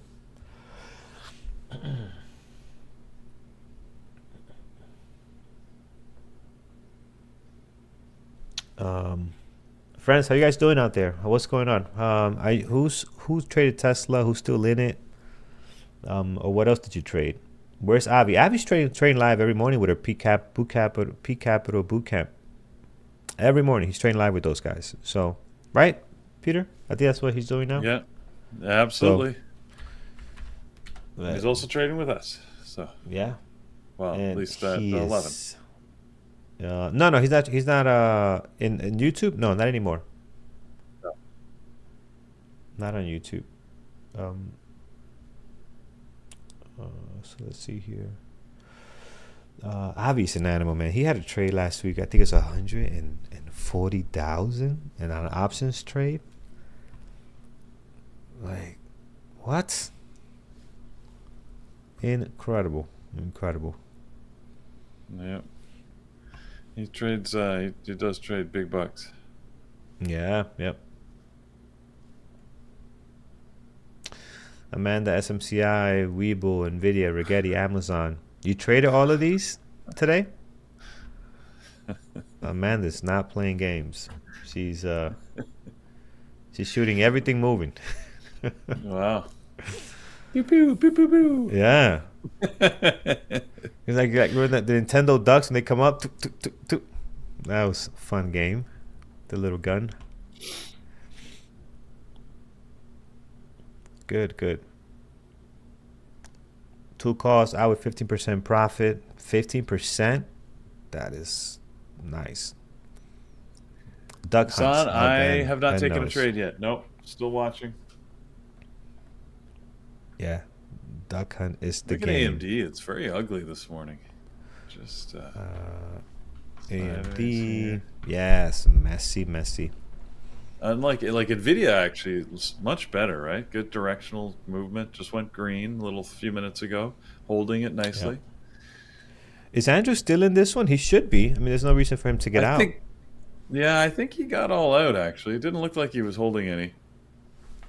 So he added along the way. I think he added too much. So when he got that little pullback just before it went green, I think he over added. So it came back to his new break even, and he got himself out. So sometimes that's the risk, right? You add in too much, it moves your new break even average price too high, and can't hold through a pullback. Yeah. But nothing to complain about when you're sitting on, even if it's only $44,000 worth of profit in the morning. Yeah. Carlos. Only 44. We'll see. He still has a chance to make it 45. We'll give him credit. All right, let's see here. Out of interest for us boomers, how old is Andrew? Andrew's young, man. I think he's a year older than me. Yeah. Right? He's 42. He's early 40s. Yeah. He's young. It's a young cat. By my standards. Hassan, good question. I mentioned once that trading with scared money would cause emotional reaction. What does it mean? Really, what I mean by that is, and this is, based on my experience, but it's part of what we teach, is the problem is if you're afraid of losing, you're not going to take the appropriate risks you need to actually win. So, look, we're talking about Andrew having made, $40,000, and that looks awesome when you see it in final result. But if you watch him when he's had a bad day, he'll be down $40 or $50 or $60,000 on a day. Because if he makes the same size bet and it goes against him, right, there's the opportunity that he could lose that much. So it doesn't really matter the size of your trade. Even if you're looking to only make $100, if you're terrified of losing $100, then you're not going to manage the trade the way you likely need to be successful. So let's just take a look at Carlos's trade today, right? Carlos, you say you normally risk, earlier this morning you were saying how you risk, let's say $200 to $300 on this trade, right? And you had to have that money in a risk position. So if Carlos got afraid of risking that money, and it was chopping, it didn't do anything wrong, but it certainly didn't go green right away, right? He had to spend a good 20 minutes sitting in the red, just saying, "Look, this thing has not yet worked, but it hasn't actually failed." And if he was too nervous about the trade, he could have just said, "You know what? I'm just going to get out." and I'm gonna just take my loss, and I'll take $100 loss instead of waiting for a full $300 loss. Well, you could do that, but if you do that consistently, that's a fear-based decision, and he would have cost himself the opportunity for the profit that you now see. So you've got to be able to go into trade and say, when I put the money on the table, when I've decided to take the trade, I'm just going to I've got to let it play out, win or lose. And Carlos did a good job of managing that today. But if you're not that willing to lose the money, you're not going to put yourself in the position to win as often. And that's what I mean by scared money. You can't be scared of it. I love poker analogies. I watch poker videos and read poker books because I like Texas Hold'em poker. But there's also a good lesson in that, right? Like when you make a bet in poker, like once your money hits the felt, there's no takes backsies, right? Like you're in. And that can often lead to further bad decisions. You could put good money after bad because you don't know when to cut the loss, right? Some people just go all in because they're afraid of losing, and that's when you lose everything. Different mental state. But the point is, in trading, unfortunately, you can sort of take it back, right? Like you could get in and say, well, I'm planning to, my stop loss is set, like Carlos was stop loss at $335. Well, as you can see, the price never got there. But he could have said, you know what? Oh, geez, it's hanging around here. I'm red for so long. I'm just going to get out the next time it hits 336.50. And it would have taken him out right before it popped and went green. So, you've got to have the fortitude to just say, I'm willing to take the risk on losing the money such that they can make the win. So anyways, I've beat this horse, but I just want you to understand that that's what I mean by scared money. You've got to take the trade and just be willing to let it ride. And that's hard to do. I've struggled with that for a lot of my trading career where I'm afraid to get into the trade because I can see so many ways in which it could fail. I'm not willing to put the money at risk. And that's something personally I have to overcome. Most people have the opposite problem, frankly, right? Where they're too willing to put money at risk. And you just jump into trades and you're just throwing money all over the place. That's usually an over trading problem, right? And you go back and look at your trades at the end of the day, which I hope you all do, by the way, and journal, and you look and you say, look, 8 out of my 10 trades, I don't even know what I was thinking. Like, I don't even see a strategy here. In the moment, what you were probably thinking is, I just need this to move. Let's just make some money, right? Oh, it's starting to move. You think you see the momentum and you just jumped in without a real strategy. So, that's a different problem people have. But anyways, hopefully that all makes sense. Yeah, man, it makes perfect sense. It's a topic that's so important, man. So important. Tesla's pulling back here. I'm gonna take some off, friends. I'm not gonna take everything off, but just in case we decide to head back down to my entry, because this looks like an aggressive drop. Looks like the SPY is pulling down a little bit. So I took 50% off here. We'll see if it can hold, but if not, it was a great trade. Turned out to be really, really nice. But we'll hold the rest of our break-even point, which is right around 337.40ish, just in case. But yeah, guys, and always think percentage, right? Always think percentage. Like, everybody's percentage is different. Everybody's account size is different. You might be risking more than someone that has a bigger account size, right? But they might be making more as far as the final number. So always think percentage. Don't compare yourself to anybody else. Very important. All right, so we're talking trading books, not to promote people, but I think, Steve, you mentioned Biggest Bluff by Maria Konnikova. That is one that I look at. I just pulled off my shelf another one that's in that same vein here. Annie Duke. Get this in the camera. Thinking in Bets is another. It's all about poker, but the decision process is what matters to me there, and I think the psychology that underlies the what she's talking about in this book is completely applicable to trading. So it's an easy read too. So if you like that type of thing, Thinking in Bets, Annie Duke, worth looking at. Yeah.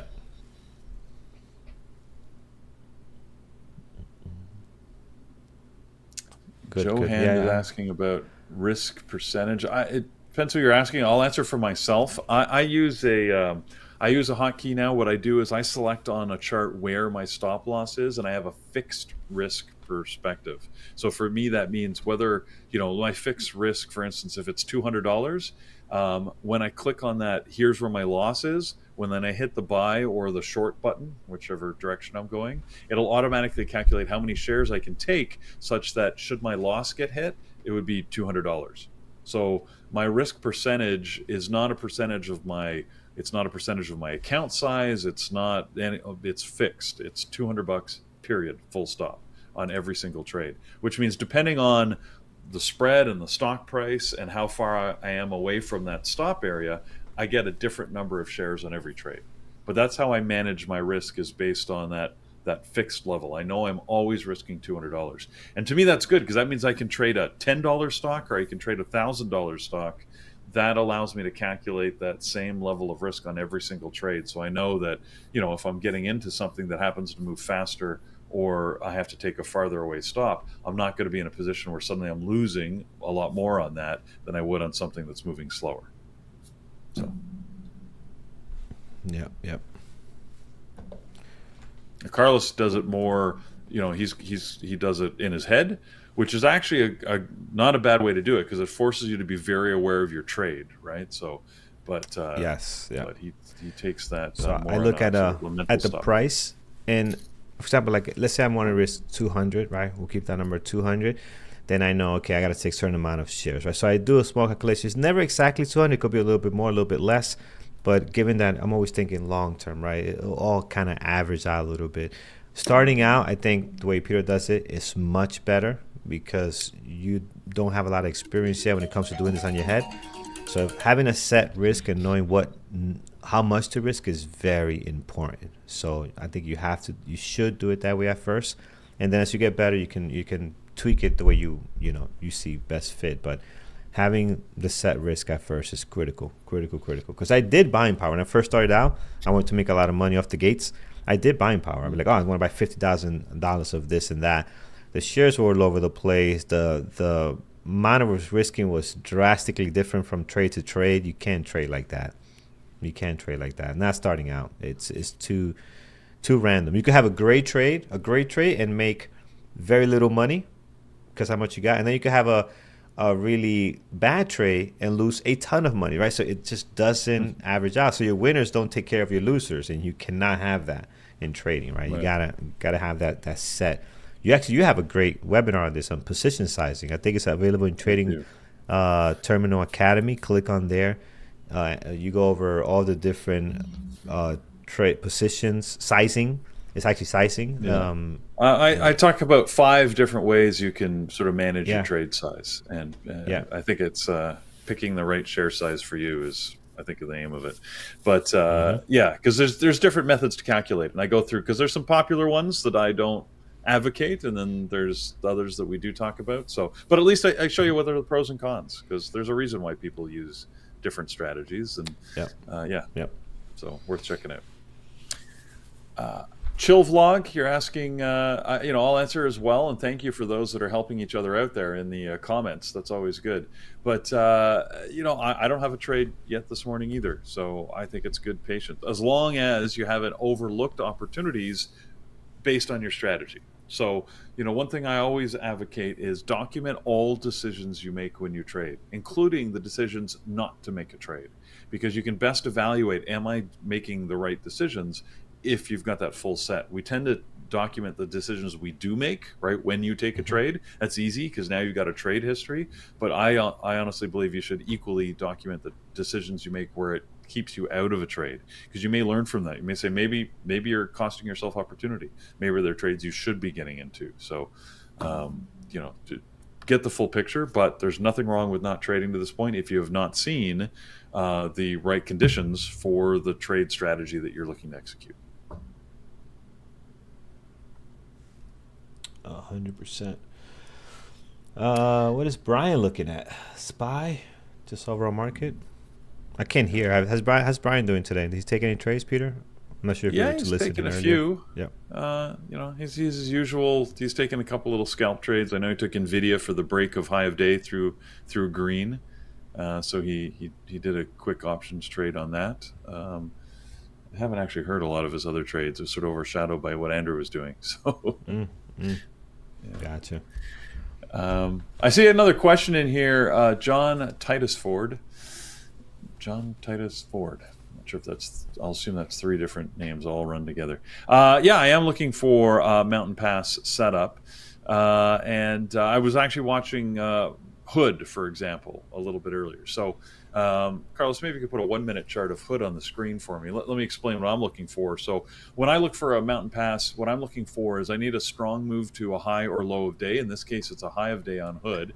See how it spiked to the high of day? And we got a little bit of a volume uptick right after 10, like around 10:12, you can see there, right? Yeah, exactly. Right there, we got that high of day. And then we got a good strong pullback. You can see the volume dropped off. I was looking for a retest of the high of day. Now, Hood is something that I'm not as familiar with. So when it pulled up around 10:16 and it hit that next high, I wanted it to actually get closer to the high of day. If it had got closer and then failed, I probably would have taken it short. But what happened is it only came sort of halfway up, right? It reclaimed half of that pullback.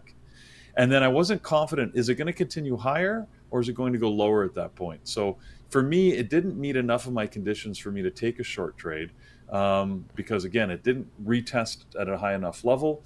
But it was showing lowered volume and it did actually sort of make that retest. So arguably, I could have potentially taken a short there with a stop over the high of day, with my target being down by the VWAP. But I didn't because I just wasn't confident in it. And when it retested a second time, you can see another pullback and another retest around 1023, 1024 in that area. You notice it came up to that same level. So that made me even less certain that it was going to break down because now it looked like it was getting into a sort of a support range here. So I just said, you know what, full aboard, not taking a mountain pass. But that's sort of how I evaluated and looked at it. So if it was honestly, if it had made this same pattern with that retest at 1016 on Hood, if it was like a Nvidia, for example, and had the exact same pattern, I probably would have taken it short. Because Nvidia, I would have more confidence is actually going to follow through on the move. But Nvidia didn't follow that same pattern. Again, Hood is a stock I'm not as familiar with, and I'm sort of glad at this point I didn't take it because it looks like it's coming into a support range and it might just chop in here for a while, or it might spike to a new high of day. It could very well go back to VWAP as well, but I just don't have confidence in the move anymore. So you're asking about Reddit? Let's see here. What is, let me call it up, RDDT. So Reddit, the problem I've got with it, I mean, so yes, it actually moved to a high of day probably, again, right before 10:15. And if you were looking at a mountain pass there, I would have said, okay, so it went to a high of day. What it didn't do, though, is it didn't hit with any volume. See how the volume stayed flat when it hit high of day? That's a little bit of a warning sign to me because there's no like exhaustion. So what is it going to do next, right? If I don't have that exhaustion, I don't really know whether it's done moving higher. And sure enough, it did pull back, but then it went higher and just made a slightly higher high of day, but again, on no volume. So for me, that would have been two reasons why I would have said, okay, no, even if I had been watching it, no mountain pass trade for me because it, went higher on that second move and again did it with no volume. So the no volume and the higher high would have negated a mountain pass. Now you could start counting for a new mountain pass when it hits the high of day, but again, that lack of volume is a concern for me that says I don't know if it's exhausted. Where people often get stuck on these things is they say, well, but look, it did drop and it did go lower, and you're absolutely right, it did, but not with a strong enough condition set that I would have wanted to have traded. I've learned over the years of doing this, don't judge the outcome based on the decision process, right? So while the outcome in this case is favorable, the odds aren't good enough that it would do that consistently that I'd want to get into this trade. So that's why, for me, I wouldn't take it. Now, there's other people that have redefined the condition set and might have defined a set that they could take this trade. That's great, right? If it works for you, then by all means do it. But for me, the way I trade it, no trade. So hopefully that helps you understand just my thought process and how I've built my strategy around it. Yeah. Yes, indeed. QBTS, SMCI, let's see, QBTS. Yeah, looking to go higher. It's on an uptrend, holding the 9 and the 20 on the 1 minute. So now, it's looking Carlos, good. in all this, I've lost the thread. Are you still in Tesla, or did you get all out? No. I took 50% off here. So I don't have many shares left, but I took a defensive partial in case we do drop lower. That's fair. So I got a little bit left. Let's see if we can get back up to the highs, or else this I'll leave to break even. There's no rush on this. We'll see what happens. All right. Yeah. Love how you've kept the purple. Yeah, yeah, I did. Still amuses me. Still there. Could make them great. bigger too, right? Could make them bigger, but I feel bigger kind of blocks the candle a little bit. So we'll see where it goes. You know what I always found weird when you look at depending on the scale you have. DAS is such a cool tool, but it's such a weird tool too. Like right where you've got it right now. I always look. It's I get these questions all the time. People like, are you faking charts? Because sometimes I take screenshots, right? And depending, so look at that. Look at your partial on 9. Oh, let's see now. So you got to get it right at the right scale though. 959 there, where you took your first partial, right? This one, like it just depends on how you scale this thing. Okay, I'm just scale it back or candle, forward. Well, no, expand it this way. Get closer in, zoom in a little bit. Zoom in like this. Yeah, it's just depends on where you zoom in. So, and like if you, so, anyways, the point is that if you look at those like arrows, they're not always perfectly aligned with the candle. It's weird to me how DAS does that. Yeah, this one looks pretty good, but I have seen that. Yeah, this one looks pretty good. Like where they're not centered on the candle sometimes, and especially when they're on a wick, you can tell like they're not always like centered. They're off. And you're like, what the heck is happening? How does that? How is the software not putting it middle of the candle? Right in the middle every single time. You're absolutely like right. There, you can see it sometimes where it just sort of just depending on the scaling. Let me see if I can do off one. Center. Yeah, no, I seen that, and you know what I also seen too. I seen what used to freak me out is like when I take a partial, and the triangle will show up in a place where there's not a wick yet. I'm like, how is that happening? Have you seen that? I'm like, what just took place? And I found out. I've had trades like that where it's been to my detriment, but also it's been to my benefit. Where I'm like, look at this, I got a partial above the candle. How did that work? Right. I seen that. And I'm like, what? Somebody playing games here, man? They're trying to trick me to taking my money. But then it happens in my favor, and I'm like, okay, that's great. So it is weird. But it is a very weird software. DAS is just such I know it's quirkiness. It's quirky. It is quirky. Yeah, like look at this one here. Like this one, the green one. Maybe it's just my eyes, but the green one is not right there. Yeah, it's not lined up. It's not in the candle. Did you make this straight up, Carlos? Is that even real? I did. I photoshopped that green one there. But look at it on the 5-minute. Even looks worse on the 5-minute. You see? Clearly not in the candle. Yeah. Is it us? Are we bugging? No, it's off, right? Okay. And then the partial is right in the middle. That center in the middle. And this one too. So kind of weird. Brian, good morning, my friend. Hey, good morning, gentlemen. Good morning. Good morning, Brian. We're just How is everybody's morning? Well, mine's been pretty quiet. I don't have any trades yet, but Carlos is he's in a good trade on Tesla. Showed some great patience to take it long. Yeah, he had to wait for the breakout for a while, but now that he's in, it's going well for him. Yeah. Mostly out already because it seems like it's turning a little bit, but we'll see. It's me. Is you? Okay. Oh, because I turned on the room chat. I got the room chat now. Yeah. All right. Awesome. So we had some really good trades here today, and just on the market overall. Andrew went long TQQ, which is ETF for the Qs, bull ETF. It's a beta ETF, so it goes up more than the actual index. And I just played QQQ. I just traded QQQ options to the 516 calls. So got a nice move on that one as well.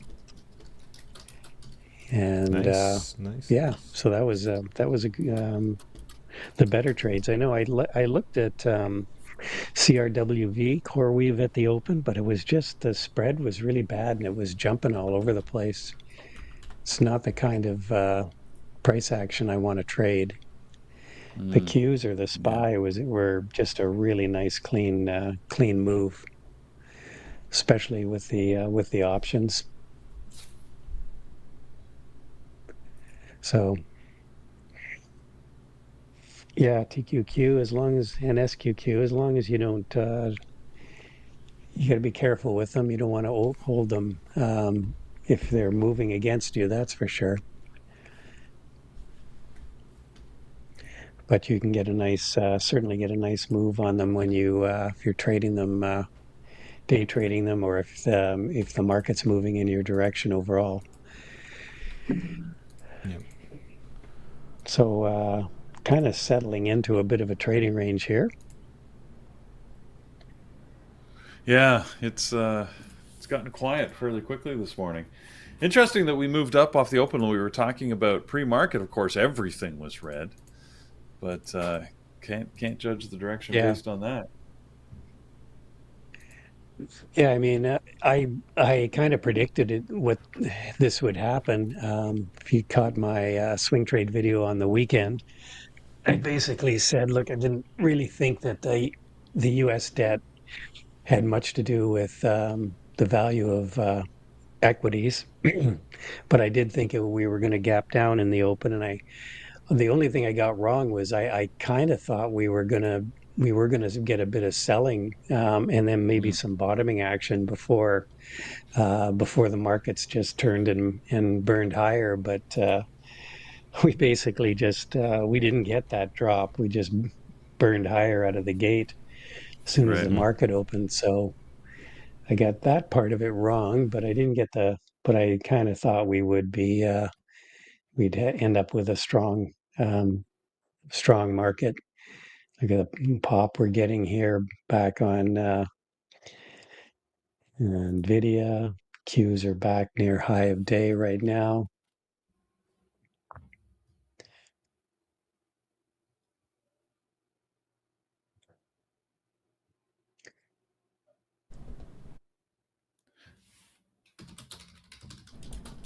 Bob actually broke out pretty good here.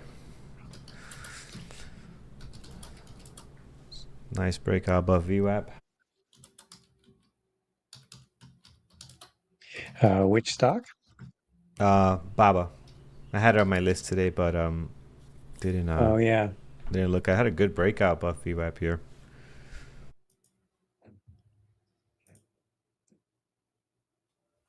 I was really hoping to add to my position on Uber, but it again it just took off right at the open. Swing trade position, and I did was quite happy with. I had a swing trade. If you were in our room, you know, Jared and I were talking about UNH. Sell-off was overdone Thursday, so Jared took some options trades on UNH, and I took some as well. So sold puts to right below the bottom, which was 245. 250 was the sort of the bottom that UNH put in there. 250 area. And then I used the money that I got from selling the puts. I bought some 300 calls, so both expiring end of the week here. So I'm already out of the calls and still holding a few of the puts here. But that was a really nice, what they call a risk reversal trade for options. How are you guys doing on YouTube? Sorry, I had to leave. Hello. Hey, Andrew. Hello. Yeah. Welcome. How are you guys? Videos available. You just search for me on YouTube. And the newsletter also has a link for the video. We'll get a bit of a drop. Brian also has a really good book on options trading. So there's a really nice book for options trading. Brian actually has 3 books, I think. One of them is swing trading, one of them are active trading, one of them are on options trading. So it's pretty good, very short, very easy, simple to understand. So if you Google him or on Amazon, you can find it. I learned a lot from Brian. So the biggest gains that I had was something that Brian taught me, and the biggest losses also Brian taught me. So Teach you how to lose. I can teach you how to lose as well as how to win. Yeah, well, there you go. It's part of the game. Yeah, these leverage products, like you can see my screen right now. I'm sharing my screen. These leverage products, like TQQ and stuff, like these are like weapons of mass destruction. So this Brian got me into trading these TQQ and stuff. Although today Andrew, was do a you pretty have good day. Yes. Did you share your camera? So you get you on Zoom? I don't see you. I see. I got your screen. I don't got the camera. Video one more time. People know how. We're discussing your P&L today. We're saying we can't believe you only made 44,000 and not 45. We're disappointed a little bit. You know? No. I can do it. I still have open position. Do you want it? Okay, there you go. I can do that. There you go. No. No, I still have open position here. There you go. So I go to TQQ. Don't test me, man. Like That's funny. You just goaded him. Fine. I'll take another partial. So here you go. So how much do you want? 45. There you go. 45. All right. I said, man, you are a great trader. See, best trader I know. Yeah. See. Awesome. Julia, awesome. All right, guys, we'll let you to it. So John wants 50K. If you want 50K, I can sell these other TQQ that I have. So I need 5 more thousand, so I can sell some of the other positions to make that 50K. No, we're gonna stop. It's we're not gonna about stop. money, guys. Like no. This is very important because not everybody has $1 million accounts. So one of the things that when I started the community, for me, it was all about showing P&L every single day on YouTube. It was a small amount, like $200, $500 or something like that. But the goal in that time was actually to show people that it's possible to make consistent money. That's what, for example, Peter joined our community because he was seeing that, look at this guy, like he's nobody, but he's apparently figured out this video game and he's doing it. So the goal here is not to show off how much money you have because I very, very realize that mother market can get it from you so fast, but how we can actually make a living out of it. So, the losses that I had in April for the Liberation Day really hit me mentally, not because of the money, just because how did I do that mistake again?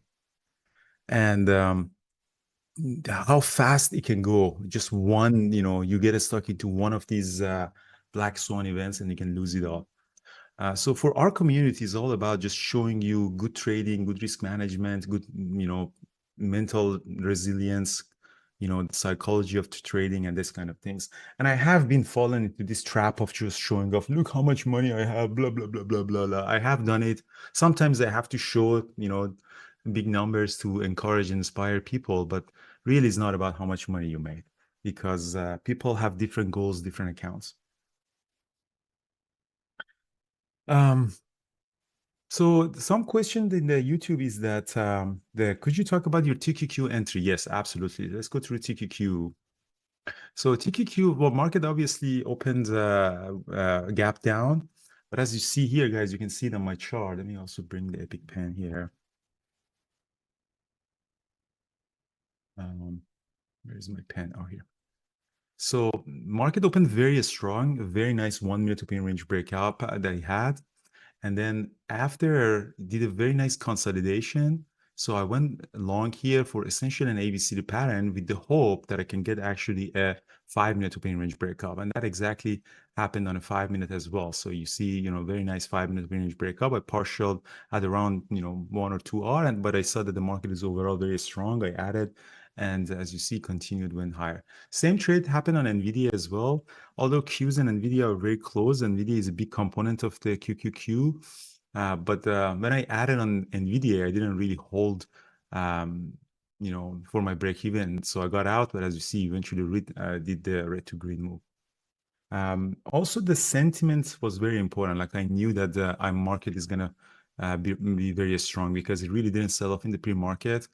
And both SPY and Qs were trading above the VWAP. Usually, a lot of people might want to take a position, including myself. So, I bought the VOO and the CLT now just because I needed to get back into, the position because my covered calls got hit.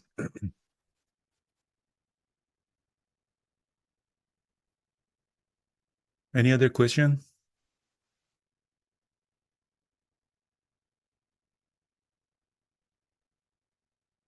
Did we lose everybody? Did I talk to myself? What's happening?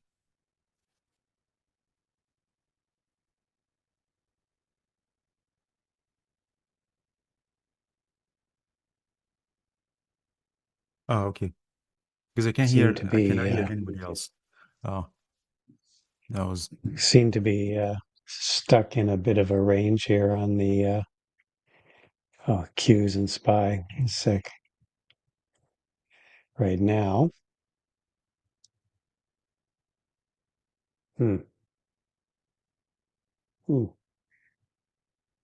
So my book is complete, guys. My next book is complete. I think that would be the most comprehensive book on building a trading system. The editing is complete. The only thing that is I'm waiting for is just giving it to the layout.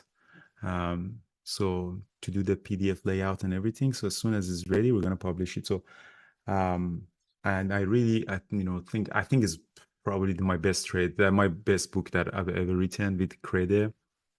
And I had two titles that I was wondering. One of them was using Tradebook, how to build a trading system. Another one title would be Trading for a Living, and then how to build a trading system. Because Tradebook might not be super catchy, but how trading for a living could be a little bit catchier. What do you think?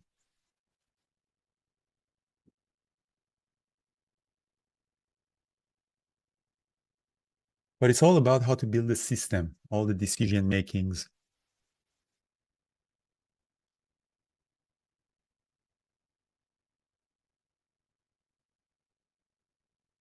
Yeah, it's got stuff about building a trading plan and that kind of stuff, right?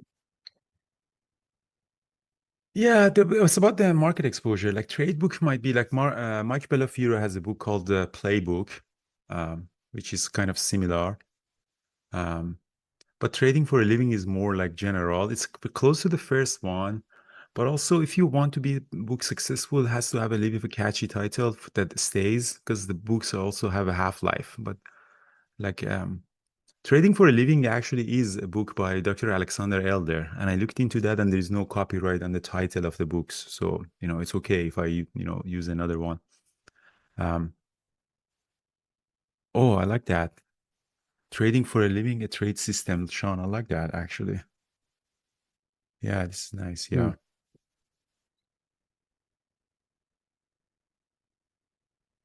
Yeah, these are actually super nice. Very nice suggestions. So the book is here's the problem of writing books for people is because the target is definitely not super beginners, but you have to write a book in a way that everybody understands, so it goes the follow. So there are some repetitions, unfortunately. But in this book is more about decision making. What did I see? What are the indicators? How we chose that stock? How did the risk management? So I think if someone is super beginner, still can follow, but it's way more easier if they start from the How to Day Trade for a Living book, because that's really for people that don't even know what shorting or margin or leverage is.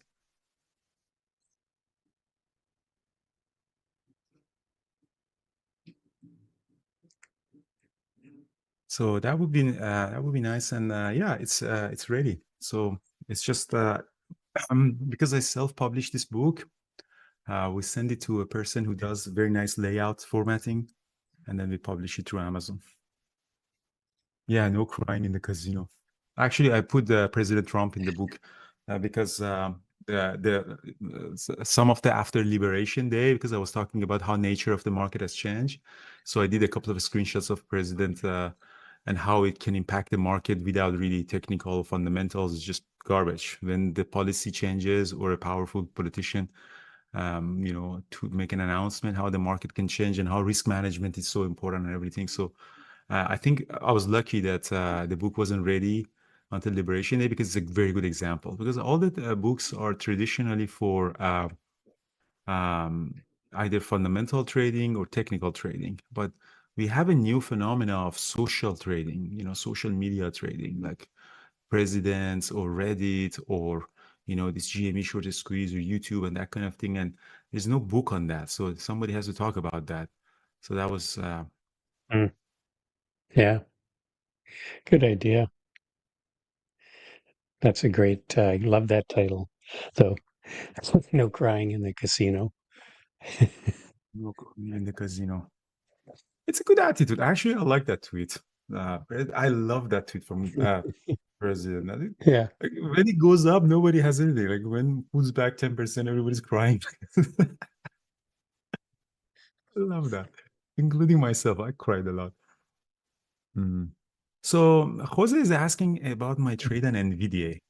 Why did I get Nvidia? So you can see guys my screen. So that was my Nvidia was a 5-minute opinion range breakup, and it was a really nice move. So this was my R, and usually when you get a multiple R, you exit. So that was a really nice 3R that I got from it. And I added more to my position, and it kind of came to my break even came here in the middle. So when I'm adding to my position, my stop loss is now at the break even.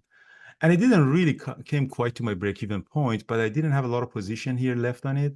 And I was already in TQQ, which is very similar to NVIDIA. I said, you know what, let me get out of it. It turned out to be a mistake because it did pop very nicely to the green.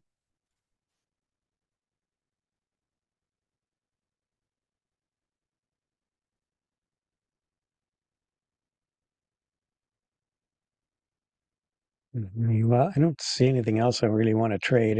We're kind of stuck in a bit of a range here right now. Maybe later on, if we break out of this sort of trading range, could be an opportunity. But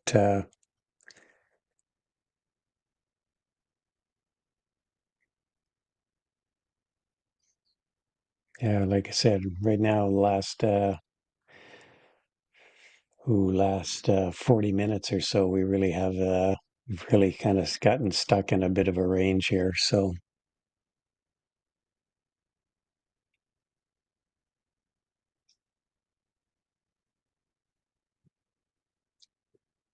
All right, guys.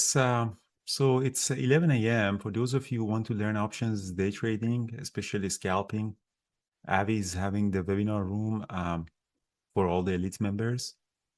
It was an amazing trading day, really. Thanks for everybody who watched online. And if you have any question, guys, feel free to email me. And yeah, if you want to trade live with me and Brian, it's really fun. You can join our community for $19. Come into the chat room. And if not, Carlos and Peter trade really well. Carlos did a really amazing trading on Tesla, so you may not even want to join chat room because Carlos is doing pretty good. Yeah, Carlos had a nice trade on Tesla this morning, I think. So, all right, I'm going to grab some breakfast and we'll catch everyone later. Hope you had a good day. Cheers, everyone. Yeah, thanks. All right, guys, cheers. I don't know if Paris is going to join on YouTube. I know Thor is coming for chat. Yeah, we don't have Paris today. He's traveling today and tomorrow, but he will be trading on Wednesday. So yeah, so we might call it now here, guys, over on YouTube. Thank you guys so much. Hit that thumbs up, and we'll be back again tomorrow. Okay? Take care, guys. Thanks, guys. Cheers.